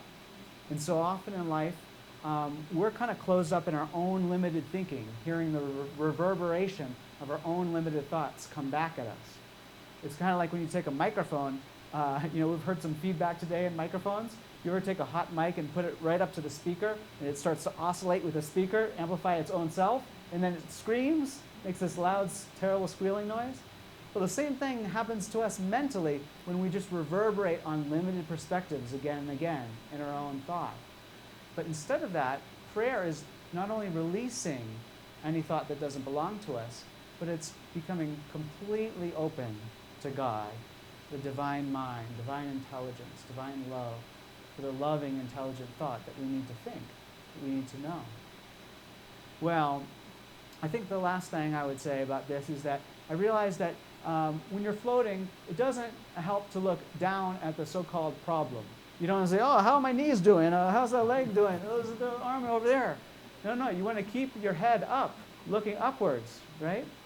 And in prayer, we don't want to keep ruminating on how we're doing, looking at our own position. We want to keep our eyes on God, so to speak, on love. Keep our thought and our eyes upward, you could say. Well, I started to do that as I was hiking along. And there's a beautiful, ubiquitous image of prayer people have all around the world. It's the symbol, you see it everywhere, someone down on their knees, their eyes closed, their hands folded. You see that image of someone praying with something like that. Of course, there's a lot of variations on that symbol. But what does it connote or represent to be down on one's knees? Humility, submission. Jesus said, I can of my own self do nothing. But he listened exclusively for God. I think he had that equation, right? Human mind, 0%. Divine mind, God, 100%. Everything lastingly true and good comes from God, not from our own limited thinking, because we're not gods or creators. But there's only one God, is what the Bible teaches. And so we reflect the thoughts of God, or we receive them, or express them. But we're not the source of good thoughts and good actions. We need to listen to God to move us, right? Good thoughts and feelings. And then you have these eyes closed. As was mentioned in a previous lecture, Jesus said we should go to pray in a closet. He was a man of the wilderness. Weren't a lot of closets around. He was clearly talking about going inside to discover what's true, not just basing it upon what we see on the outside, right? I think causation happens from the inside out.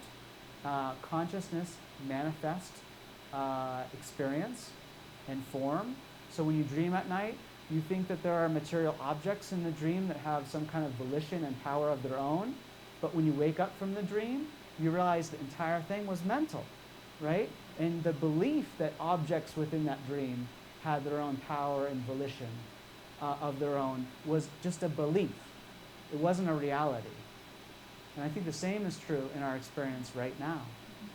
Now, last part of that symbol there is hands coming together. And Jesus didn't say, I and my Father are two, but when I pray, we're relatively close. He said, I and my Father are one. Mary Baker Eddy even breaks the rules of grammar when she talks about God and us in this book and puts an is one there to really get that across. But that sense of oneness, science is based upon basic rudimentary principles like produces like cause needs an effect, the greater can't be in the lesser. And Jesus, he lived this from a first-person experience. He wasn't doing science on something within experience, some little niche within experience. He was doing science on his very own being. What am I like? I am like God. God is the capital L, the like that it starts with, right?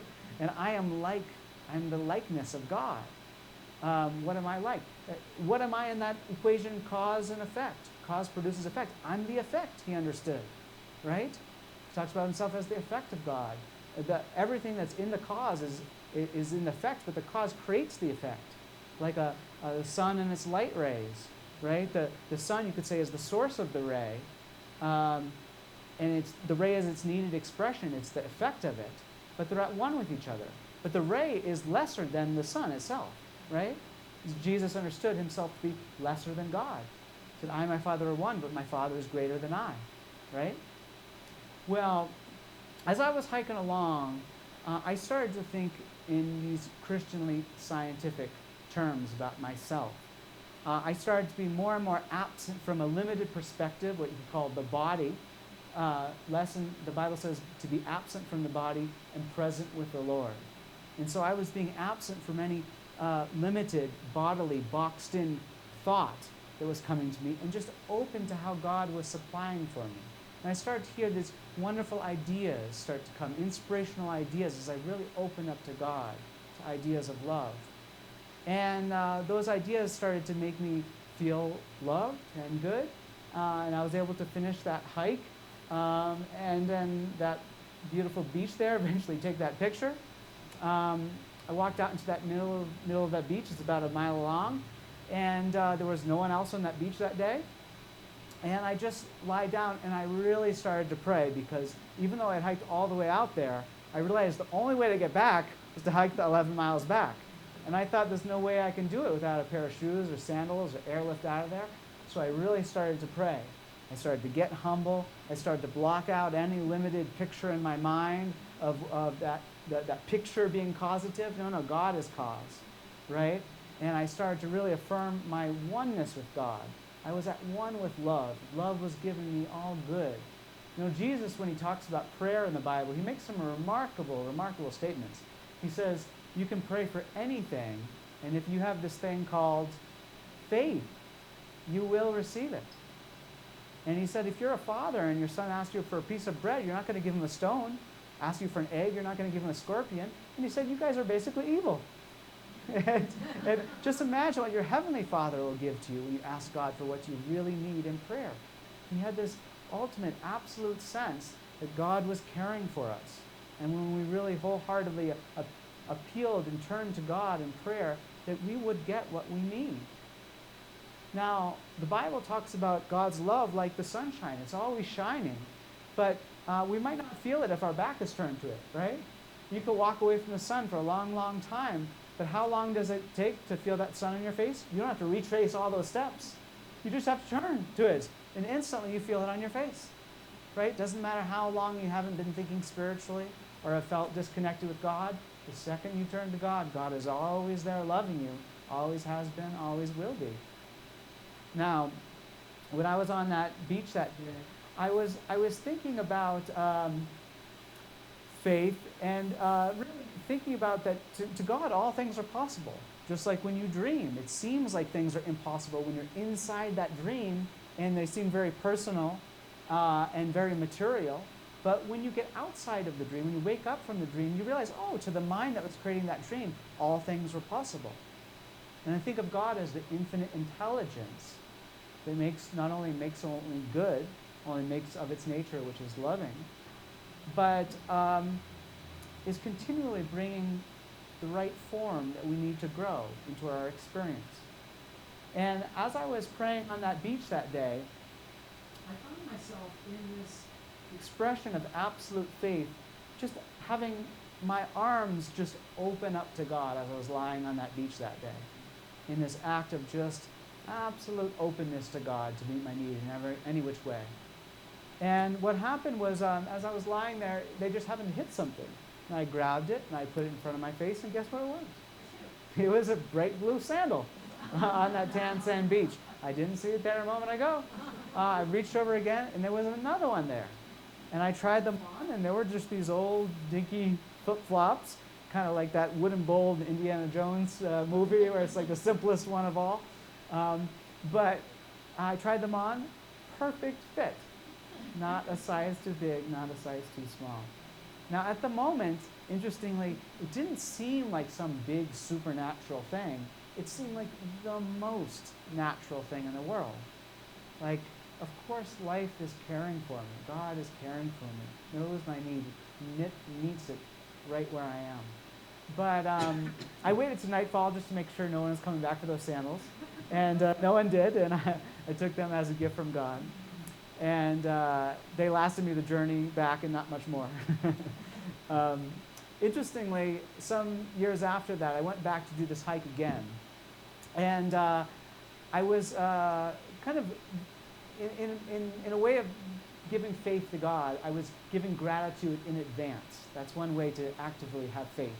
Being grateful for God, kind of going before us, planning the way, already providing good that we're about to walk into, right? We have faith that God is meeting our need in advance. It's a kind of form of faith. And I was doing that as I was preparing for this trip, just recognizing all the good that was going to happen and how God would be with us every step of the way. And as I was doing that, I was walking to a trash can to throw something away before I started on that trek. And on the top of the trash can was a pair of shoes. Now, I didn't need a pair of shoes. I brought a nice pair of hiking boots this time. I brought really nice sandals, definitely weren't going to break. And I thought, thanks God, that's comical, but thanks but no thanks, right? But for the heck of it, I looked at it and I thought, they look like my exact size. So I just tried them on just for the heck of it. Perfect fit. Well, still, I said thanks and no thanks, and I left on that trip. And it turns out I was out there for about a week, and on the way back, it was just completely, thunderstorming, just soaking wet. And I had these big waterlogged hiking boots, and my other sandals were kind of too slippery. They were good for the campsite, but not for hiking. And I was thinking, I wish I took those shoes. But this time when I prayed and I was just completely open, something better happened to me than a pair of shoes or a pair of sandals appearing. What happened was that as I prayed, thoughts started to come to me about a project that I was doing at the time that filled me with such excitement, like, oh my gosh, I can see how that could really help people. And I just got so excited about it. And again, I was becoming more and more absent from the body, from any limited physical image or idea, constraining idea, concept about life. And I was being inspired by these divine concepts. And before I knew it, I was able to finish that hike, and that all went fine. But the ideas that I got on that hike ended up making a huge effect in the coming years in some people's lives. And I think they were better than any physical form could ever be. Sometimes when we're healed through the process of Christian Science, it's not the healing necessarily that's the big thing. Like someone could say, oh, maybe if you had a surgery or a pill, maybe that same kind of healing could have happened. But what you walk away from is a brighter and more beautiful sense of life. Sometimes people ask, and someone was asking me this morning about, why is Christian Science still relevant in this medical age where there's been so many advances in health, right? Lots of people say that. I feel like there's been a lot of advances. Well, what's the promise of our technological medical age? The internet promises connection. It would connect people all around the world. You look at the mission statements, it's all about connection. But when we spend a lot of time on social media, do we really feel that italicized connection in life? Like we're really connected at the deepest level? I don't think so. We have things like GPS, technology, that promises will guide us from place to place, and it does a good job of that, from one material place to another material place. But do we feel that italicized, deep sense of guidance in life? I really feel guided. I don't think that material technology, that's just surface guidance, right? Not the guidance of the heart, of the mind, of the soul, what really matters. And medical technology, it promises more health. But if you have a lot of surgeries and a lot of pills, do you really feel that sense of wonderful health that we desire? When I talk about health, the Christian Science view of health is not just a body operating in a way that we find acceptable. It's related to the concept of holiness, of wholesomeness, of our at one-ment with God, of finding a sense of purpose and joy and peace in life that comes continually and helps ourselves and others continually, right? Something that a pill or a surgery could never fully achieve. Now, sometimes people think there's a kind of thing called faith healing, and that's sort of like trying to, wish something to change, right? But all of Christian Science is about lifting thought up and trying to behold the harmony and beauty that's ever present. The early Christians had a lot of faith in Jesus, and that helped them actually with healing. I was recently reading this book, Rolling Away the Stone, Mary Baker Eddy's Challenge to Materialism. And in this book it says, spiritual healing, Eddy believed, had continued for several centuries after Jesus in the early Christian era, not because Christians understood how healing was accomplished, but because the continuing power of Christ's living presence was so vivid that it brought forth the faith through which the healing was done. The purpose of Christian Science was to make explicit how the same healing power that so vitalized early Christianity was available to Christians in the present. For Eddy, this required that healings happen, but also required that the basis of these healings be understood in a way that the healing effect was rational and repeatable. Rational and repeatable. And she goes on to talk about how she found absolute conclusions through divine revelation, reason, and demonstration. You need to have revelation about getting ideas from God, right? But they need to be reasonable along with logic, because I think logic is something that's embedded in reality. It's a part of, we're going to talk about God as principle. So life is logical, right? So ideas need to have logic to them. You need to understand them. That's the basis of science, of truth. To understand something in which you can repeat it in the laboratory of your own life. Well, Christian Science, I think right at the core of it is this concept of God. In Science and Health, it says God is incorporeal, meaning not in a limited body or form. Divine, supreme, infinite mind, spirit, soul, principle, life, truth, love. Sometimes when people think of God in a Christian sense, they just think of Jesus, right? But Jesus was in a human form, right? Now, Jesus fully expressed God in terms of the quality of God's nature. When people met Jesus, they walked away thinking and feeling God, feeling love. right? There wasn't anything special about Jesus' body. There's no description of Jesus' body in the Bible, right? And Jesus didn't appear as some like gigantic man with a gigantic brain and like it's completely different from us. Like, I am so different than you. You'll never be like me. No, he appeared just like us, right? As if to say that you can do this too, right? But his body wasn't special. What was special was how he was viewing life.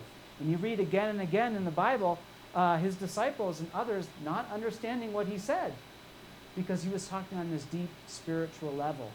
He saw things in terms of spirituality, not materiality. And their material view of life inhibited them from seeing the deeper way that Jesus was viewing. Now, when you think about God in these different terms are like lights that shine in human consciousness that dispel darkness or fears or misapprehensions of life. I was praying for someone recently, and that was a chronic condition, and I won't go into it, but I was feeling a bit frustrated. Sometimes if we're praying over a period of time and we don't see results, you can feel like, well, what's wrong here? And I got really humble, and I just asked God, what do I need to know here? What do I need to know? I was totally open. Any way that you can speak to me, God, just let me know what I need to know. And what happened to me this time was I saw a vision in my thought. A vision. And the vision was like a dark room. And I like photography and lighting and that sort of thing. And I all of a sudden saw it was this beautiful room, a lot of beautiful things in the room. But then it was all dark and you couldn't see any of it. You couldn't see any of it at all. But then one light shone from one angle, and all of a sudden lots of beautiful things were illuminated. But still there were a lot of shadows. And then another light shone from another angle, and a lot of it was lit up. And then from another angle, and a lot of it was lit up. But with every angle, you could still see in certain corners little hidden shadows around certain objects and things. But when there was enough lights shining from enough different angles, all the darkness disappeared. And there was a feeling in that vision when I had it of this sense of just complete peace and love, and that everything was revealed, and there wasn't any darkness left. And what that meant to me, what that spoke to me, was about these different concepts of God that we learn about in Christian Science. They're like different lights that shine in human consciousness that dispel different false beliefs or misapprehensions or fears. But any one alone doesn't give you enough sometimes. You need to see God from different angles. God is love, but what is love? Is it just something that's fleeting, that's coming, going? No. Love is principle. It's the source of everything true and right. And when we have something like the principle of mathematics, it's always there. It has its eternal order, but it's in ideas. Numbers are ideas, right? You write a number on a piece of paper and you erase it. Doesn't change that number in reality because that number is an idea. It's still there to be concretized in other places, right? To be known and experienced. Well, when you have a principle, you can see things on the surface that are wrong. Like you write a mathematical equation wrong, and you can see it just the way you could see an equation that's right. But the seeing of it doesn't make it right or wrong. It's whether it accords with the principle that makes it right or wrong, right? Same thing is true with feelings. We can have feelings that are of love or of hate, right? But if they're in line with God, they're right. We all intuitively have this Christian Science sense within us. Sometimes I'll talk to an atheist and I'll say, I actually think you believe in Christian Science too. Tell me about the best day of your life. And they'll say, well, I had this day where I felt like everyone was treating me well. I just felt love, and the other people felt love around me, and all this fun stuff was happening. Everything was synchronistic. Everything was going right. It was a day of love. I said, yeah, that intuition that which comes from love is right, is correct, in other words, that's what Christian Science teaches. And if you describe the worst day of your life, everything was going wrong, people weren't treating me, they didn't have faith in me, they didn't understand me, they didn't love me, right? Everything was going wrong. I was being treated wrong. Yes, wrong, like a wrong mathematical equation. There's no principle behind it. It's wrong because there's no God making that thing. It's just a wrong concept held in thought, and it's going to produce wrong things as long as we hold that. People were talking about divisiveness and politics. So much wrong stuff there. One team fighting another team. The concept that comes out in this book, Science and Health, is what blesses one, blesses all. When you have an idea that really comes from God, it's not only going to bless you, but it's going to bless all those around you. Once when Jesus was in a heated political situation, and the Jews of his day were under Roman occupation. There was trouble in the Middle East that time too. And the Roman Empire was the biggest political empire who ever lived. They overcame the Babylonians, the Greeks, and now the Jews were under Roman occupation. They must have felt like there's no way out. And yet they were praying. They wanted a Messiah to come, to save them, and to bring back sovereignty to their land. They wanted independence politically. But interestingly, when Jesus was in the wilderness, he saw the idea of becoming a political king as a temptation, not as something was coming from God. It was actually coming from ignorance of God, or what the Bible calls the devil, right? These opposing thoughts that we sometimes have that are actually full of self-will, not the will of God. And instead of Jesus standing up high above people and saying, now I'm going to govern you, he talked about the government of God, of love. And it was one good thought at a time. He was moved by love to share it with others, help others. And when those loving thoughts came, they not only blessed one person, but it was the most contagious thing in the world. One time he was brought before someone who was being stoned, and a woman was caught in the act of adultery, and she was going to be stoned. But stoning was illegal to the Romans. So he was between a rock and a hard place, like in a political situation where whatever he did, he was going to be on the wrong side, right? If he said, okay, yes, that's what the law says, we should go ahead with it, then he would be arrested by the Romans, right? But if he said the opposite, he would get in trouble with the religious folks. Now, Jesus could have easily appealed to one side. He could have said, okay, my fellow Jews, you've heard it said, do not murder. I think this is the law that trumps all, and he could have explained it beautifully about lifting up a higher sense, right, of what that means. But he didn't do that. He didn't do that. What he did was he prayed humbly, and a thought came to him that unified everyone in the situation. So whoever hasn't sinned, cast the first stone. And the eldest, the wisest, walked away first. Eventually, everyone left. Now, I don't think everyone left, because someone wrote down the story, right? And there weren't movies in that day. People were always listening to what Jesus had to say. So there were probably people around the corner. And Jesus was talking to that woman, and she said, where are your accusers? Was one of the things that he said to her. And she lifted up her eyes, and she said, I see no one.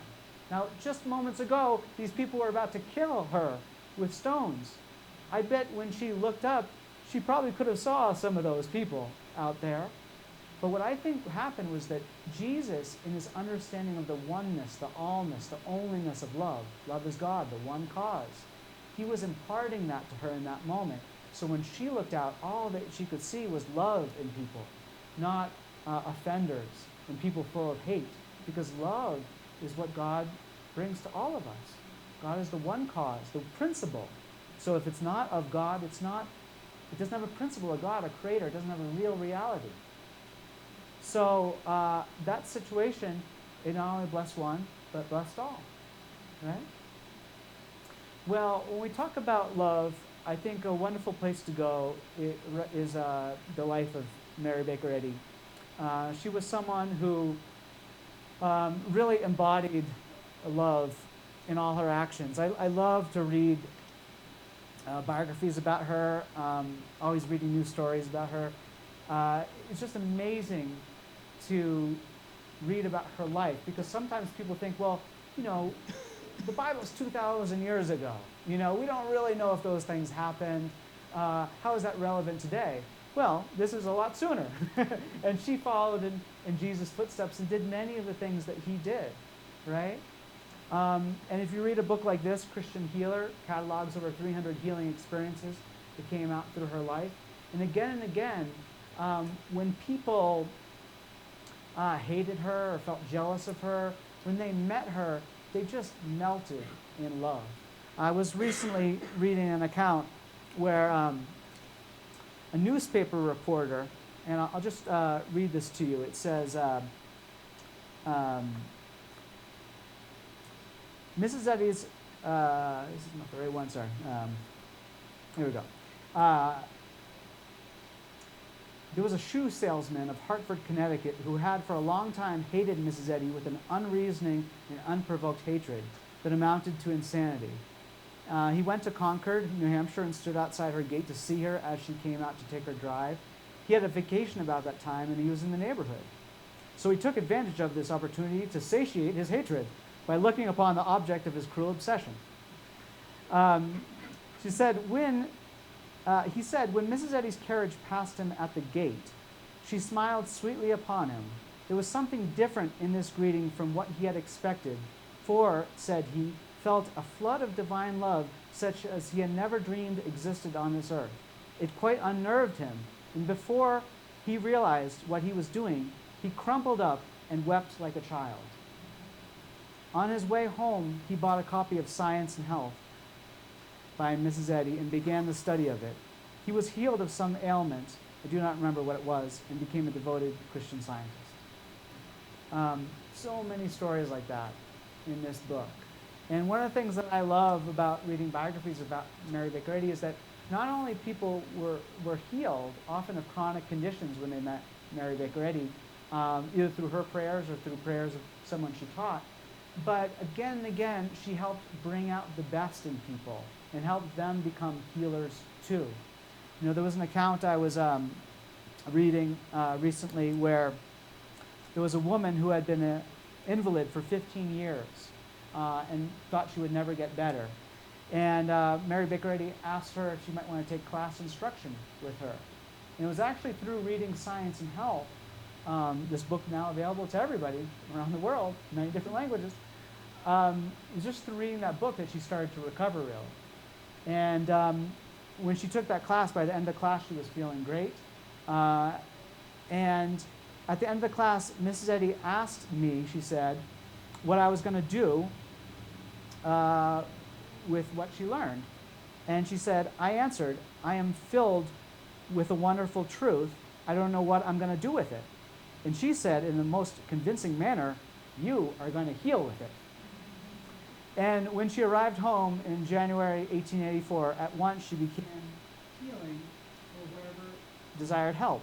She said her first case was a young girl of about 20 years, born of a consumptive mother, and she had been strong, and at this time was suffering from inflammatory rheumatism, which rendered her right arm and hand useless. The girl had been afflicted with a double curvature of the spine from her birth, and through treatment, her back was straightened and healed in 23 days. Many accounts like that in these books when you read about Mary Baker Eddy's life. You know, sometimes what you see as the pitfall of a lot of spiritualities and religions is that there will be someone who seems to be enlightened or have some divine perspective of life, but then people will flock to them and they'll just kind of worship them at their feet, so to speak.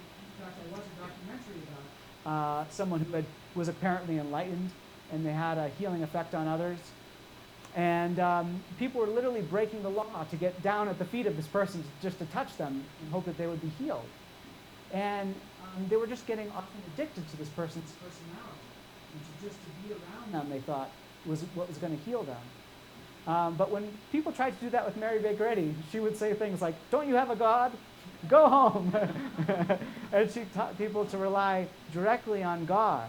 In this book, Science and Health, she says, the intercommunication is always from God to his idea man. So and she also talked about personality sometimes being even more difficult and more important to heal through our prayers than sickness, because it's something that keeps us from personal growth. And along those lines, you know, when you look at that word illness, it starts with that little I, but when we take that little I out of there and we replace it with that divine we, you could say, that life, truth, and love, that full expression of God we've been talking about, we get that true wellness. And it says in Genesis We're made in our image. It's like that we, right? The divine we. Well, some years ago, I was thinking about this stuff, and sometimes, it just seems like in life we want to, accumulate more for ourselves. Like, what am I going to buy on Amazon today? How can I get the better next thing? How can I make a career advancement? That sort of thing. But Mary Baker Eddy said something wonderful about unself-love. She says, "What has not unself-love achieved for the race? All that was ever accomplished, and more than history has yet recorded." And I like to think when I look out over the world stage, if something doesn't come from love, it's not going to stick. It's not going to stick. It's not really coming from love. It's not coming from the principle of life. And it's going to get washed away.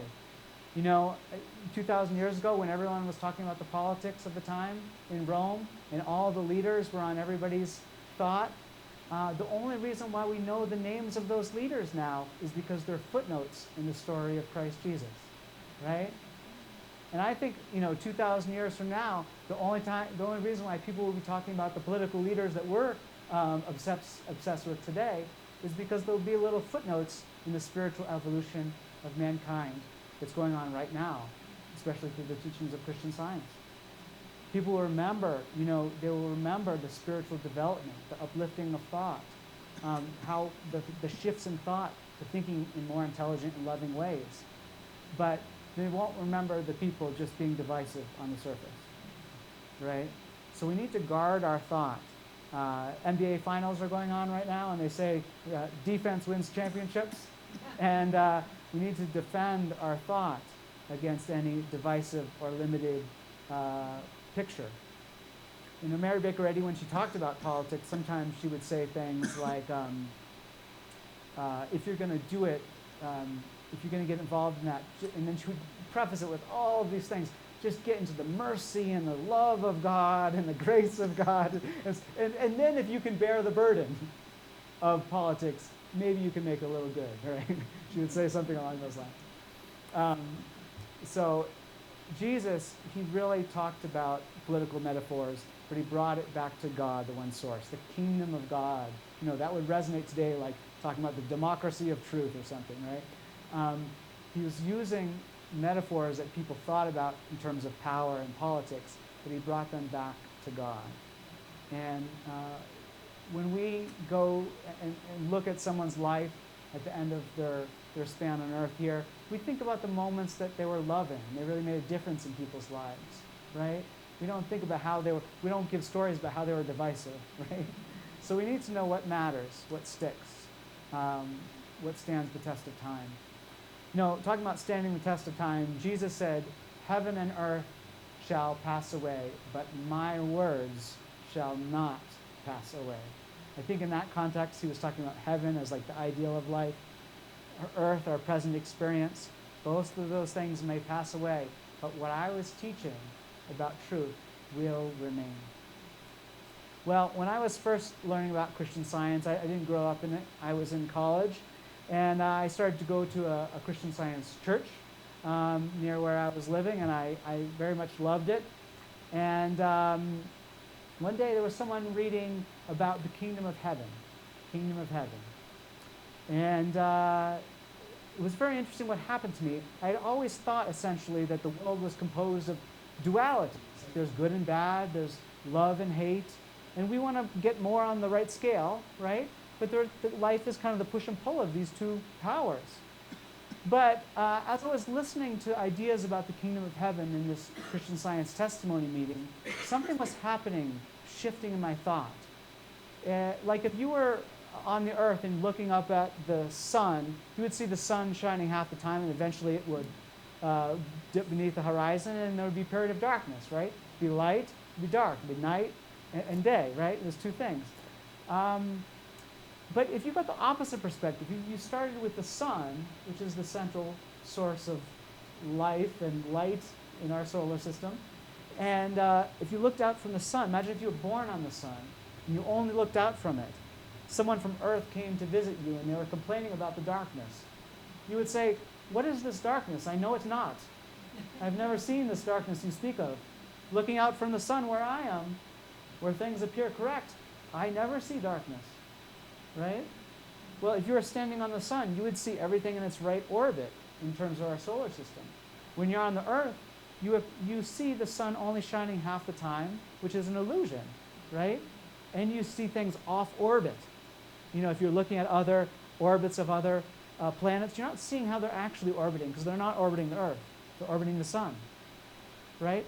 Well, in that Christian Science testimony meeting, my thought was being reoriented to instead of beginning with myself, thinking about what do I think is right, and how do I feel about things, and how am I experiencing things, I was starting with the divine I, right? The Bible reveals God as I am in the Bible. And if God is the one I, then looking out from God, the Bible says in God there is no darkness at all, right? And this was kind of new to me. It was like revelatory to me as I was sitting in the service, because I was starting to apply it to all those different concepts of God that I was talking about. And I was like, oh, if God is mind, all there is intelligence and thoughtfulness. I might just not be aware of it yet, but it's there. If God is love, what is hatred? It's not the opposite of love. It's just our ignorance of love. If you see someone who's hateful, they want to feel loved, but they've just never really felt it before, or they never understood it. If they did understand it, if they did feel it, they wouldn't be hateful, right? And as one develops higher and higher in the sphere of being, they become more intelligent and more loving as one grows morally, spiritually. Well, I was starting to recognize that this was true in all aspects of these synonyms. God is soul, so beauty is everywhere. It's in everyone, whether we don't see it or not. We think someone is ugly or inappropriate. There's beauty there to be discovered. Well, after I walked out of that service and I walked around the corner, I saw two guys in a violent fist fight, and one had clocked the other in the face. And there were these two big tattooed men, and when I saw that, the most interesting thing happened. I saw it with my eyes, but there was something deep in me that realized it wasn't really happening to God. It was like an illusion. It was like, you're looking at Earth, the sun from the Earth's vantage point, and you see it moving around you, right? And there's something about it that's not coming from God, so it doesn't really have substance and intelligence and truth behind it. And there was something deep within me that wanted to correct that, wanted to show that, right, in that scenario. Jesus, often before he healed someone, he said, I was moved with compassion. In other words, with a love beyond himself. And I wasn't weighing the difference. It wasn't like, now what percentile would it be of me being hurt if I run up to these guys and get involved? It wasn't the statistics. Jesus, when he was on a boat and there was a storm that came up and his disciples woke him up and were afraid they were going to die, he didn't say, well, according to my meteorological charts, there's a 30% chance we're not going to make it. He didn't appeal to material science. He appealed to divine science, his relationship with God and with other people. And Jesus, he knew that peace was a quality of God that was ever present. And he understood that was divine law. And he stood on that law. He took a stand and he saw the environment around him still. Someone asked about climate issues and praying about the climate. Well, as we still our own thought and we don't pollute our own thinking, we're going to start to take part in more loving activities. We'll care for animals around us. The plants, we'll shepherd them. And we won't think of the things, the idea that, the end justifies the means. Well, we just got to do this thing right now and pollute a lot, but in the end, it's going to be better. No. We'll say to begin rightly is to end rightly. You have to begin with processes that are good. And as we uplift ourselves more, and to learn more about God, we're going to act in more loving and intelligent ways, right? And we're going to spread our sphere of love to other aspects of creation, not just as we move beyond ourselves, to our family, to our community, to the whole world. Keep going out, right? The more we love, because love is all, love is everywhere. Jesus, right, where he saw love wasn't, whether it was the medical field saying, oh, it's good to love, but don't go love the lepers, or the the religious people of his day saying it's good to love, but don't love the Samaritans. Or the culture of his day, it's good to love, but don't love the tax collectors. Jesus loved all those people, went to all those people, all those spots where love seemed to be not. He widened his sphere of love to include everyone and all things. Well, when I ran up to these two guys, I grabbed one of them and I flipped him around and I started to walk away. And all of these simple ideas that I was inspired by from that Christian Science testimony meeting. This is a testimony about the value of church here, bringing it out into the world. Started to come out of me like, you are good. You don't want to harm anyone. Everything's going to be okay. And as I started to talk to this man, you could see him calm down, the warring, that sense of that divisiveness, that us versus him or them started to disappear into this oneness of good, right? You don't want to hurt anyone. You're a good man. You're loved. We walked a little ways and we eventually sat down together. And what happened next is what you call a process of mental chemicalization. You know, in chemistry lab, when you put a purity into a solution that has impurities in it will cause a neutralizing reaction where all the scum will come to the top just to be wiped off, and you're left with a purified solution. And what was happening was that you could say that even though Jesus wasn't present there, that Christ understanding that I got from that Christian Science testimony meeting was there with us, that mentality of Jesus, those ideas, those Christ-like concepts of God that science and health unpacks, shows us how we can embody and understand too. And what happened was that I didn't really say much to him. Jesus didn't say, you would say the truth and it would make someone free. He said, you will know it. It's about the knowing, that inner knowing, right? Christian Science or Christian knowledge. You will know the truth will make you free. And so what happened was in that presence of the Christ, you could say, that divine communication from God that I was being inspired by in that service, and now it was out in the world. Everything that seemed to be ungodlike, all the but this, but that, but this, but that, started to come out of this man. You know, but I've been abused, but people haven't treated me well, but I don't think I'm good enough, right? All those exceptions to why it doesn't apply to me, why it doesn't apply right here. But as they were coming out of him, I was thinking, they're coming out, but they ain't going back in. And as they came out, I just looked at him and I loved him the best I could. And after a while, he was done. And he kind of took a nice sigh. And he looked at me and he said, you know, I love you. And then he grabbed me by the arm and he walked me back to where that fight started. And he embraced that other man with a beautiful hug who had just punched him in the face not too long ago. And he said, I forgive you. I just want peace here. And then I sat down with the two of the guys. And that other guy who apparently had started the fight was looking at the two of us like, what just went on here? And this same thing started to happen to him. He started to talk about the exceptions, to why he didn't feel like this could be true for himself. And he started to feel that love and he talked about how he loved us. I would see those guys on the street every once in a while after that, and they always seemed to be on the up and doing good things. But, you know, today I think a lot of people think religion is on the way out and it's being replaced by this kind of scientific technology. But again, it's like that technology, all that it promises on the surface, it doesn't get to that deep sense of connection, a deep sense of guidance, like you saw in that story, that deep sense of health that you get through prayer. I really believe that life is experienced from the inside out. You know, when I talk to you right now, first there's an idea, and then there's the manifestation of that idea. You see my hands moving, my lips moving. Hopefully the thought is concretized, is made evident in a way that is acceptable. But it starts with thought, and then you see manifestation, right? You see a form that expresses it. But in a materialistic age that we're in right now, people think it's the opposite. They would say, oh, Nate's talking right now. Let's look what's happening in the brain. The brain must be causing that thought. If you saw what was going on in a brain right now, there would be correlations between what I'm saying and things lighting up. But just because there's correlation doesn't mean there's causation. There's correlation between my hands moving and my lips moving too. But that doesn't mean the lips and the hands are causing the thought. It's the other way around.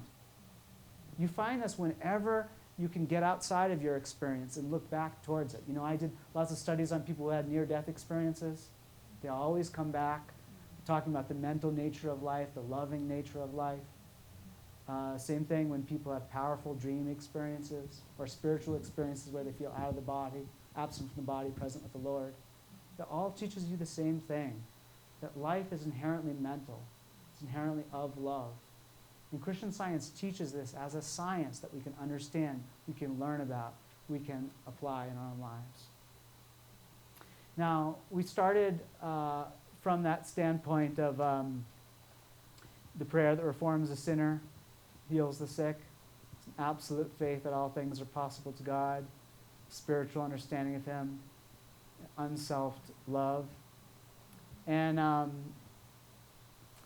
you know, when you think of that line, I've often thought about it as those are, you know, qualities that we need to do towards God. We need to have more faith in God. We need to understand God more. We need to love God more. And as we do that, it's going to help us do it for each other, right? But more and more, as I study the Bible, when it says things like, we love because God first loved us, it makes me think, you know, God is the one source. And we can have faith because God first has faith in us. We have the ability to understand things because God first understands us. We love because God first loved us. Mary Baker Eddy, she once wrote, "Be strong in faith, divine understanding, and love. Then are you fully equipped for your work and will feel the assurance that good is guiding you and never will leave you comfortless, but will come to you at need and abide with you, and you will abide in good." Thanks, everyone.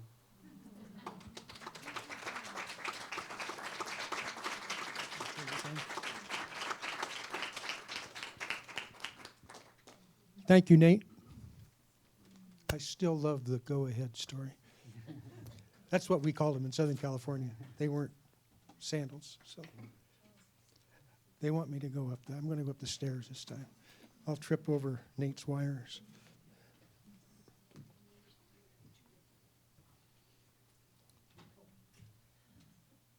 The last time Nate was in the area, he got the chance to visit the high desert prison with Steep and Marilyn and I don't remember who all else. But you had a sold-out crowd twice. And then you went to the Northern Nevada Correctional Center and you had a sold-out crowd once. And in both places they had science and health with them and other literature that was allowed in. And they took it in. It didn't come back out. It was all consumed and a request was made for more. So great work. And I think Lisa has done some work in institutions of correction, to put it nicely. And that work really is paying benefits to, you hear it from our son spent some time in one of those places.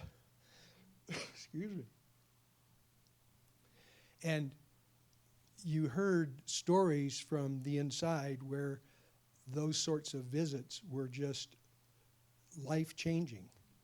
And I have a friend in Bakersfield, I think, Joy, you have the same friend in Bakersfield, who spends a lot of time at the Tehachapi prison and other prisons more in the Southern California area. And she tells stories all the time about the aha moments that come in those talks. So, you know, goodness is all around us. We just need to see it and grasp onto it. So thank you. Thank you. Thank you, everybody. Mr. Ruiz is going to send us out with some music. I'm just going to do one song. That's fine. Yeah. And here's your Because it's gone on a bit. Here's your I'm microphone. gonna do one blessing for us all. And it's a hymn called "Where You're Going, Love Will Lead You." It's actually 598 in the Christian Science hymnal, but I wrote this we sang this in our church service about 2 months ago, And one of my very good friends was going to have to go into hospital to have something done with, and she was a lifelong Christian Scientist, and it's just a place she didn't want to go. And we sang this hymn in church, and I just looked at her and I just thought, these words are just so perfect for where you are right now, where you're going. Love will lead you. Love's already there. And where you're walking, love will guide. If you're hungry, love will feed you. Love is always at your side. But the tune, I went home and wrote this tune for her and then recorded it on my iPhone, and she took it with her into the hospital that day. Everything is fine now, and she's in a really good place. But to have these words and the tune with her, she was very grateful. So, and this is for everyone as you go home. Where you're going, love will lead you. Where you're walking, love will guide. If you're hungry, love will feed you. Love is always at your side. When you're sleeping, love will guard you. When you waken, comfort give. Always faithful, love surrounds you. For by love alone, we live.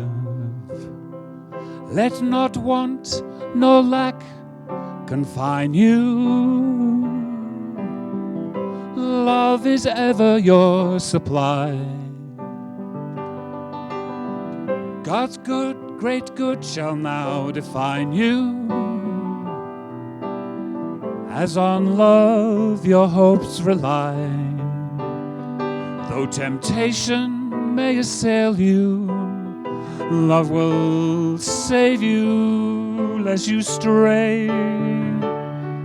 Love's protection never fails you. God is love and guides your way. Where you're going, love will lead you. Where you're walking, love will guide. If you're hungry, love will feed you. Love is always, always by your side. When you're sleeping, love will guard you. When you waken, comfort give. Always faithful, love surrounds you. For by love alone we live. Always faithful, love surrounds you. For by love alone we live.